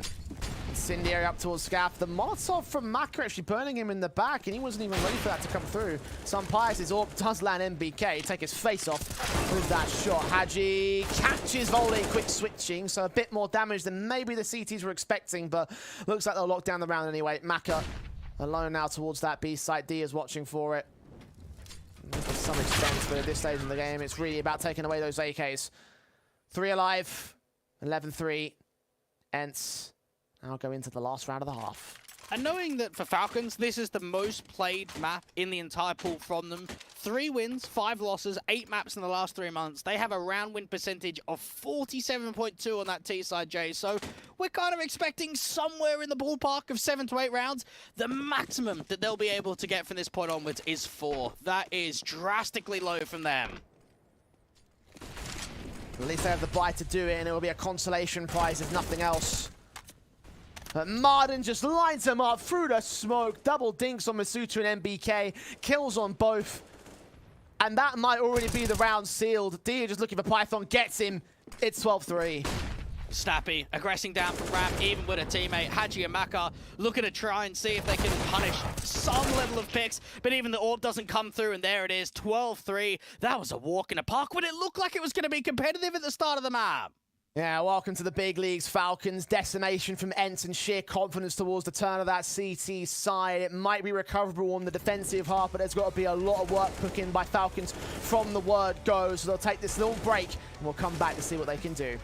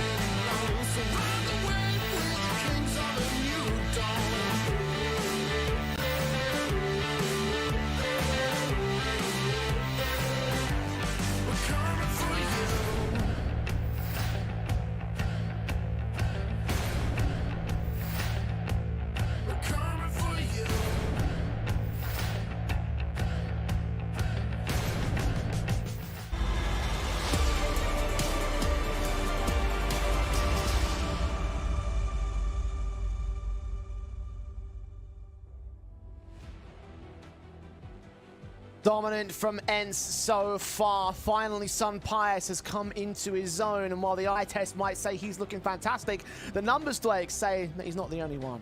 Oh, this has been an overall classing performance in that first half from Ents. To think that Dio is right up at the top there with 16 frags and Sun Pius is down at the lowest at 11 shows the impact across the board from Ents. Have a look at the Falcon side. No one's even on double digits. It's not even close. This has not been a fun matchup for them. Definitely a major setback to MBK's plan. Python will try see if they can take a step forward for his team. Ents set with the pistol, expecting aggression. They've read this so well. Turn away from the flash. Python makes his way out and isolated by all three of the cross-firing. The firing squad takes him down. Valde draws out first blood, and Masutra and MBK are hoping for aggression to get the trade, but nothing's coming their way. Yeah, they still want to hold right up close and personal. Masuda finally going to start backing off, but he's going to try and fake the sound cues, wants to draw them out into the open. And for Ents, they've got so much time on their side. Suta tapping up D, tapping up Valde, doing damage on both those individuals, but the kills just still not coming through for the Falcons. Slowly, Ents chip away at the map control, take the lower stairs. Snappy prodding towards mid, might get caught up by Maka.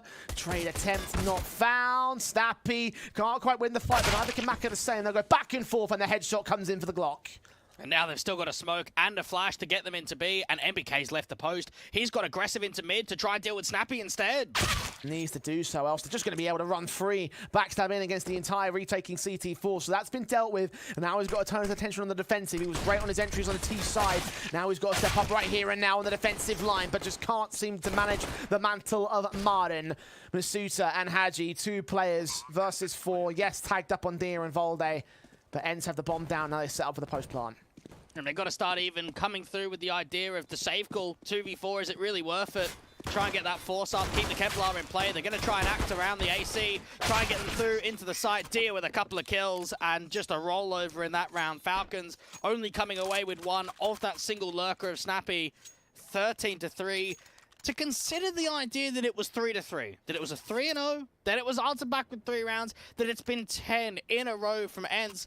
And to be honest, Jay, there aren't many of those 10 rounds that looked massively competitive or looked like there was a chance for Falcons. Yeah, that's the thing. That's the reason why I said it was kind of done at 10-3. It's like not only are Ents dominating these 10 in a row, it's like just so many dominating rounds. So many rounds where Falcons don't even get a look in.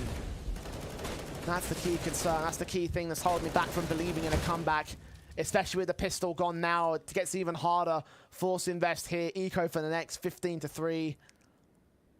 That's what the forecast says right now. Rough day for Falcons. And when we consider what we heard from MBK in the interview, talking about how he's very confident, wants to try and take on the top level competition, I think this is going to slap them back into reality ever so slightly and say, okay, we might be able to hold our weight against the tier 2 teams, but once we face some of the best teams in the world, we've got to adapt. We've got to be different in our play style because this cannot continue.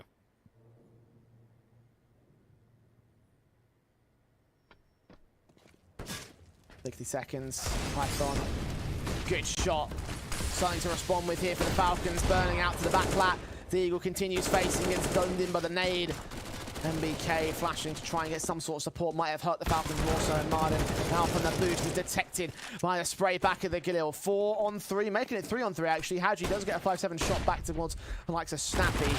Suta in on Valde turns the advantage now for the Falcons here.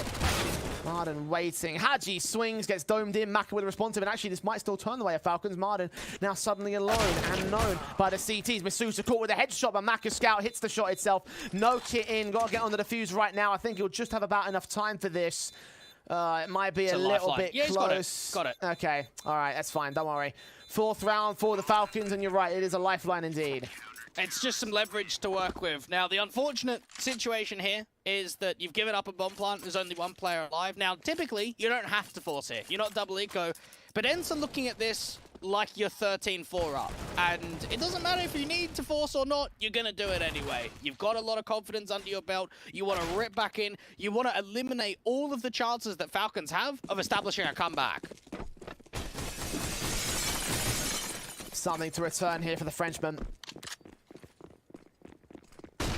Opportunities now abound. Flashes in. Martin's Mach 10. Needs to move in towards the side. Breakthrough from Masuta. Gets 1, 2, not quite 3. Dia does get dealt with by Python. So Falcons hold the line confidently without allowing any chance for Ents to shut this whole thing down. Force buy failed. Some Pious left to fall. Okay, this is some breathing room for Falcons to work with now. You've got yourself a very convincing round, one that has not come through for quite a while. And some Pious is in a 1v4 just to try and take some weapons out of play. Falcons looking up to their 5th and looking to try and see if they can establish even more when it comes to rounds in a row.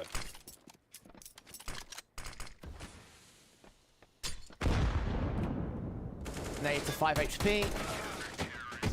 Bullet to 0 HP. There it is, 5th round for the Falcons. At least they have responded to that pistol round with great effect, forcing the force buy. Now down to the full reset eco. Looks like we might still see a little something from Falcons, but you mentioned that 13-4 situation. They've got so many rounds to make up, so much breathing room for Ents, of course. Could take this on the chin, go to the next guns, do whatever they want until they get that 14th. break them effectively on the Falcons if that rifle goes the way of the Ents side. Well, when I look back at the game against Heat yesterday, Ents managed a 9-6 first half on their city side. Moving into the second, they only lost 2 rounds. So one thing that we know is that they don't take long to close out games.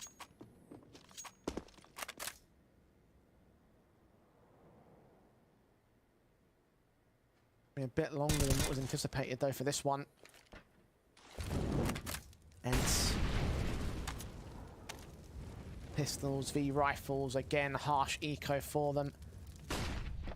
Footsteps being heard on the jumps up for Marlins. They might account for the wallbang soon. MBK meanwhile makes his move in, doesn't want to get too impatient, but does force the issue anyway down towards Rab. Now the rest of the team's been seen.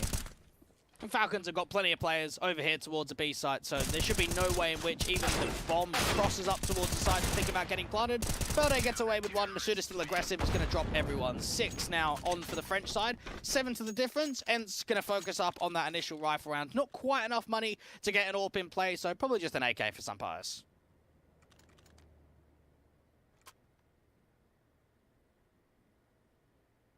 Seven to the good for Ents. Mentioned the guns coming in for the T sideline. We'll see those AKs in full. And Falcons doing whatever they can here on the Ents camp and now look towards the rest of the comeback. Again, 7 to make up. Masuta will not make up anything against Velde. Quick swing towards mid. That's a headshot and a kill. It's dry and it's quick. And now Dehas trying to see if he can prod out towards the B stairs. This trigger discipline's good from Python. This could actually allow so much more and information to be found that it's only a lurk at B. Just looking for that one frag that he's going to get in this case. Meanwhile, Martin's found his own backstab in, out towards the side alley, gets the kill on Haji. Maka, his AWP lands a leg shot. Second player could be a concern, but Martin's still fragging. MBK gets his 2, back to a 2-on-2. Swing back to Snappy is a bit more risky and will cost him his life. Leave it to Python now to clutch. At least he's got nades. HE and Incendiary, if it gets placed down onto Martin, could do a lot of damage. 1v2, the young man trying to see if he could step up to the challenge. He's let the bomb go down safely, so no contention there. Boost angles, Incendiary sent towards the sandbags. Of course, no one's there, so won't do much for it.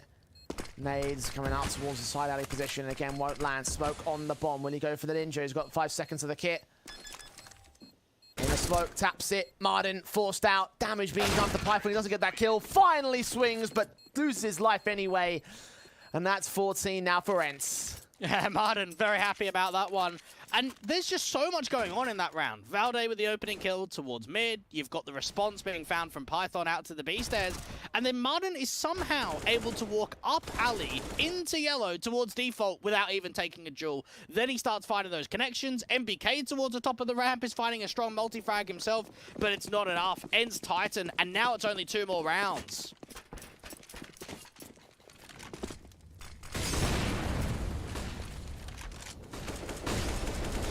(14-6). And the comeback gets much more difficult for Falcons. The swing and a hit. Perfect shot to MBK. Kicks things off. Just an outclassing. You could see it with just some of the duels here in the second half. And there it is, 5v3 within the first 30 seconds. It's so quick that Ents are able to establish early advantages. Leaning in for Martin's part of the AWP. Maka going to fire back over the sandbag. Snappy spray does not line up on Haji. Barely gets it together. The AWP now known above the orange box of the central site. 4-on-3 situation. Falcons desperate to find a trade to a man advantage. Haji going to get sandwiched in by the T's and the Incendiary. There's some pipes with the kill back. 2 left standing. Maka's orb flashed off by the Masuda does get 1. And Maka goes falling. Last player standing. Headshot not quite lined up. Now they can take that bomb and commit it to the B sites. They know exactly where Masuda is. Try and keep that pressure down with the nades, but you're right about that rotation. Dia already starting to move out towards B. And for Masuda, what option do you have? I think you have to go for the clutch. I mean, it's not an impossibly winnable clutch here. I mean, look, that HP bars on Ents are so low. I don't know how much info Masuda has to that.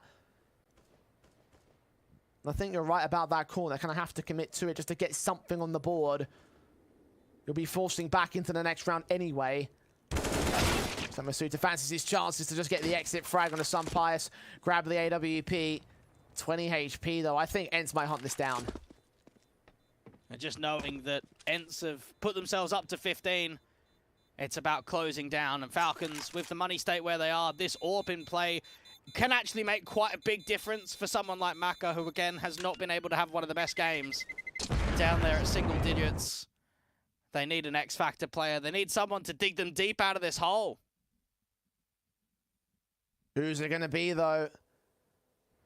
Not many great options. You mentioned the numbers spread across each other between the turn of the half. Basuta has started to pull away from the numbers of the rest of his teammates, but even that's only 15 kills versus the myriad of frags. Ents' bottom fraggers are within that sort of general position. 9 match points. Ents are in full control. Falcons know it. How much can they snatch back from them? AWP in, SMGs for Mars 57, no M4s, and now no AWP. And that's another one of these early entries, 20 seconds into the round. That's the AWP dealt with. Haji with this MP9, he's desperate for a response, anything. Doesn't see Snappy as the smoke starts to phase behind the girders. Smokes down onto position. They'll keep their eyes set onto this. It's Snappy and Martin get the kills on the backside. Masuta caught off. That's Martin with a triple. And that should be this one done and dusted as Ents look towards their 2-0. The Falcons only a matter of time before Python is downed and dead in the round. There it is. Victory for the international squad as the French get decimated, as you mentioned. A rough day for them as they concede the match.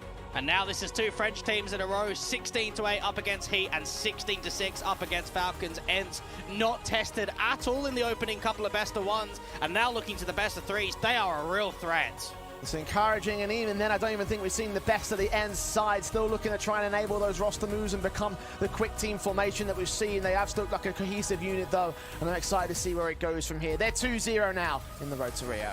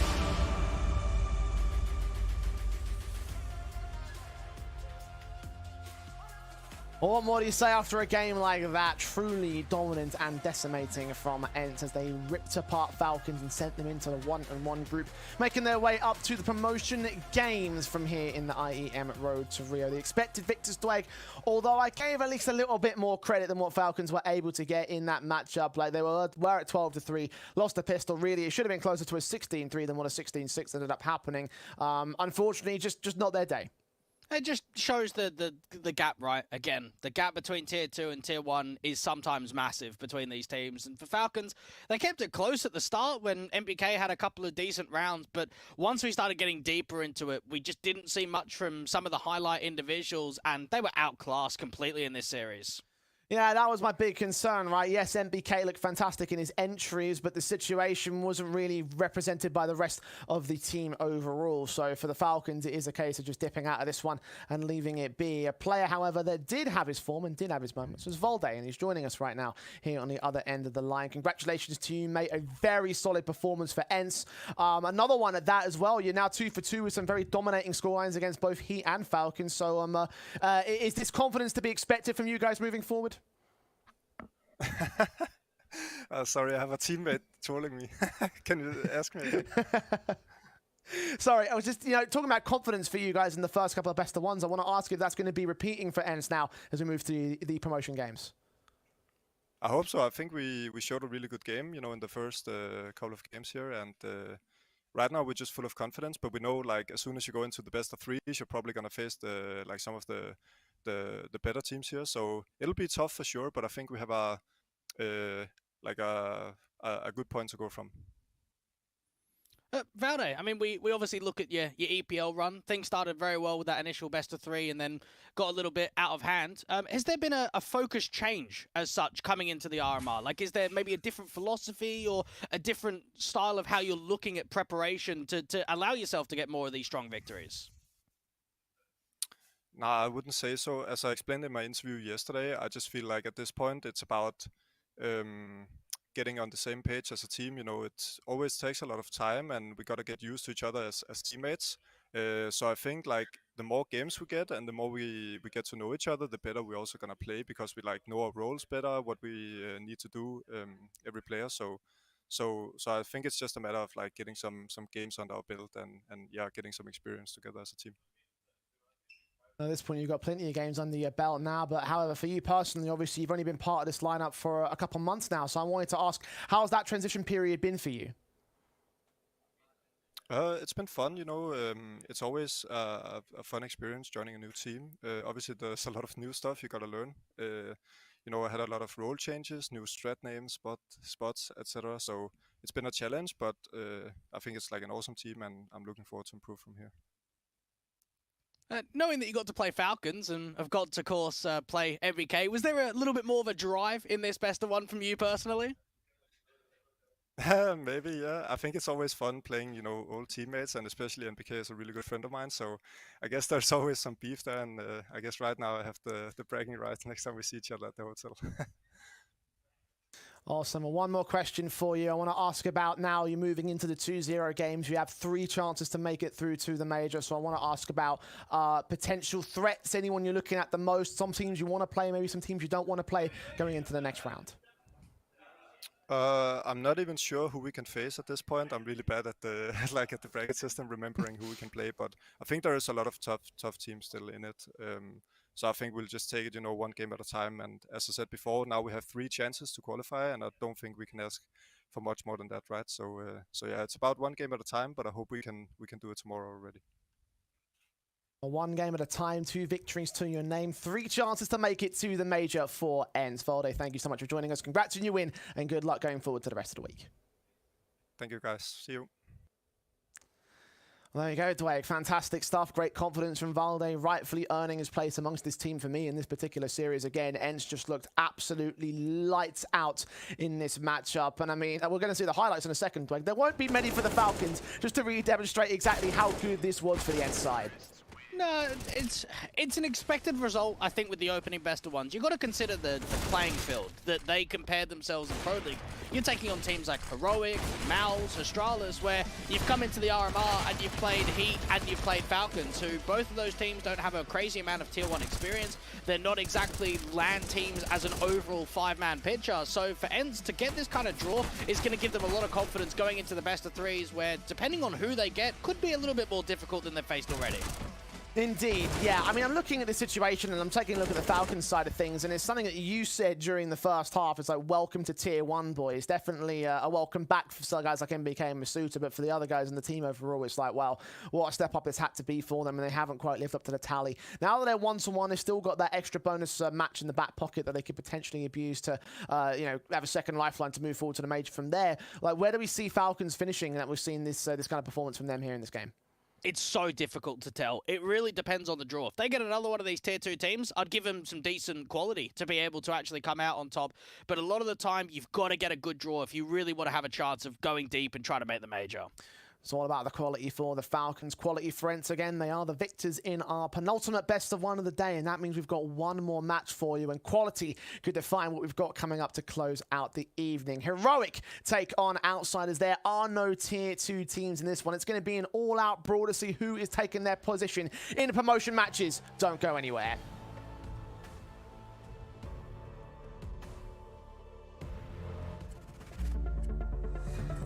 Do it in ranked. Whoa! How? This dude is insane. Do it on land. Oh my god! I need this guy on my team. Do it on stage.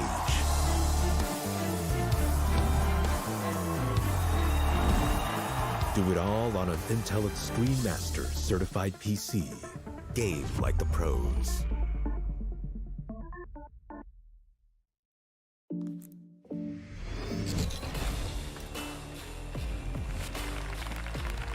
Great teams form around great leaders. Here we go. Get ready, guys. Leaders that inspire those around them to step up and find that perfect moment to strike. Attack, now! Stylish outside, savage inside. Lenovo Legion.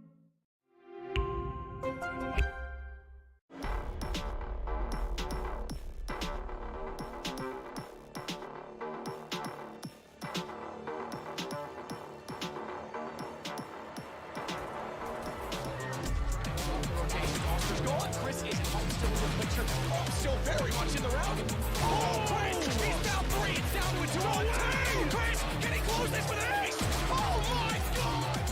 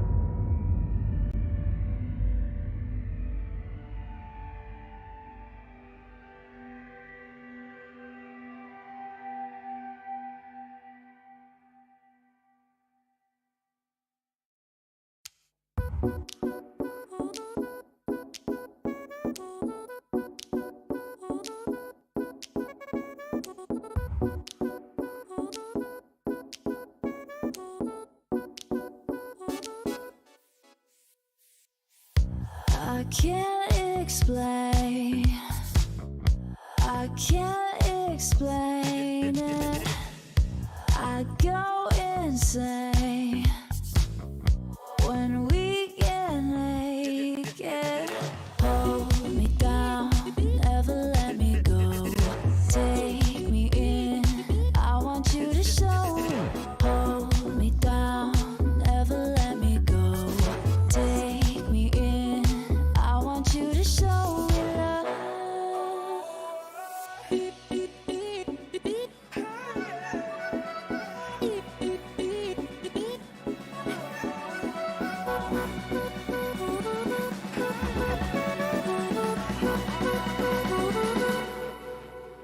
Don't give up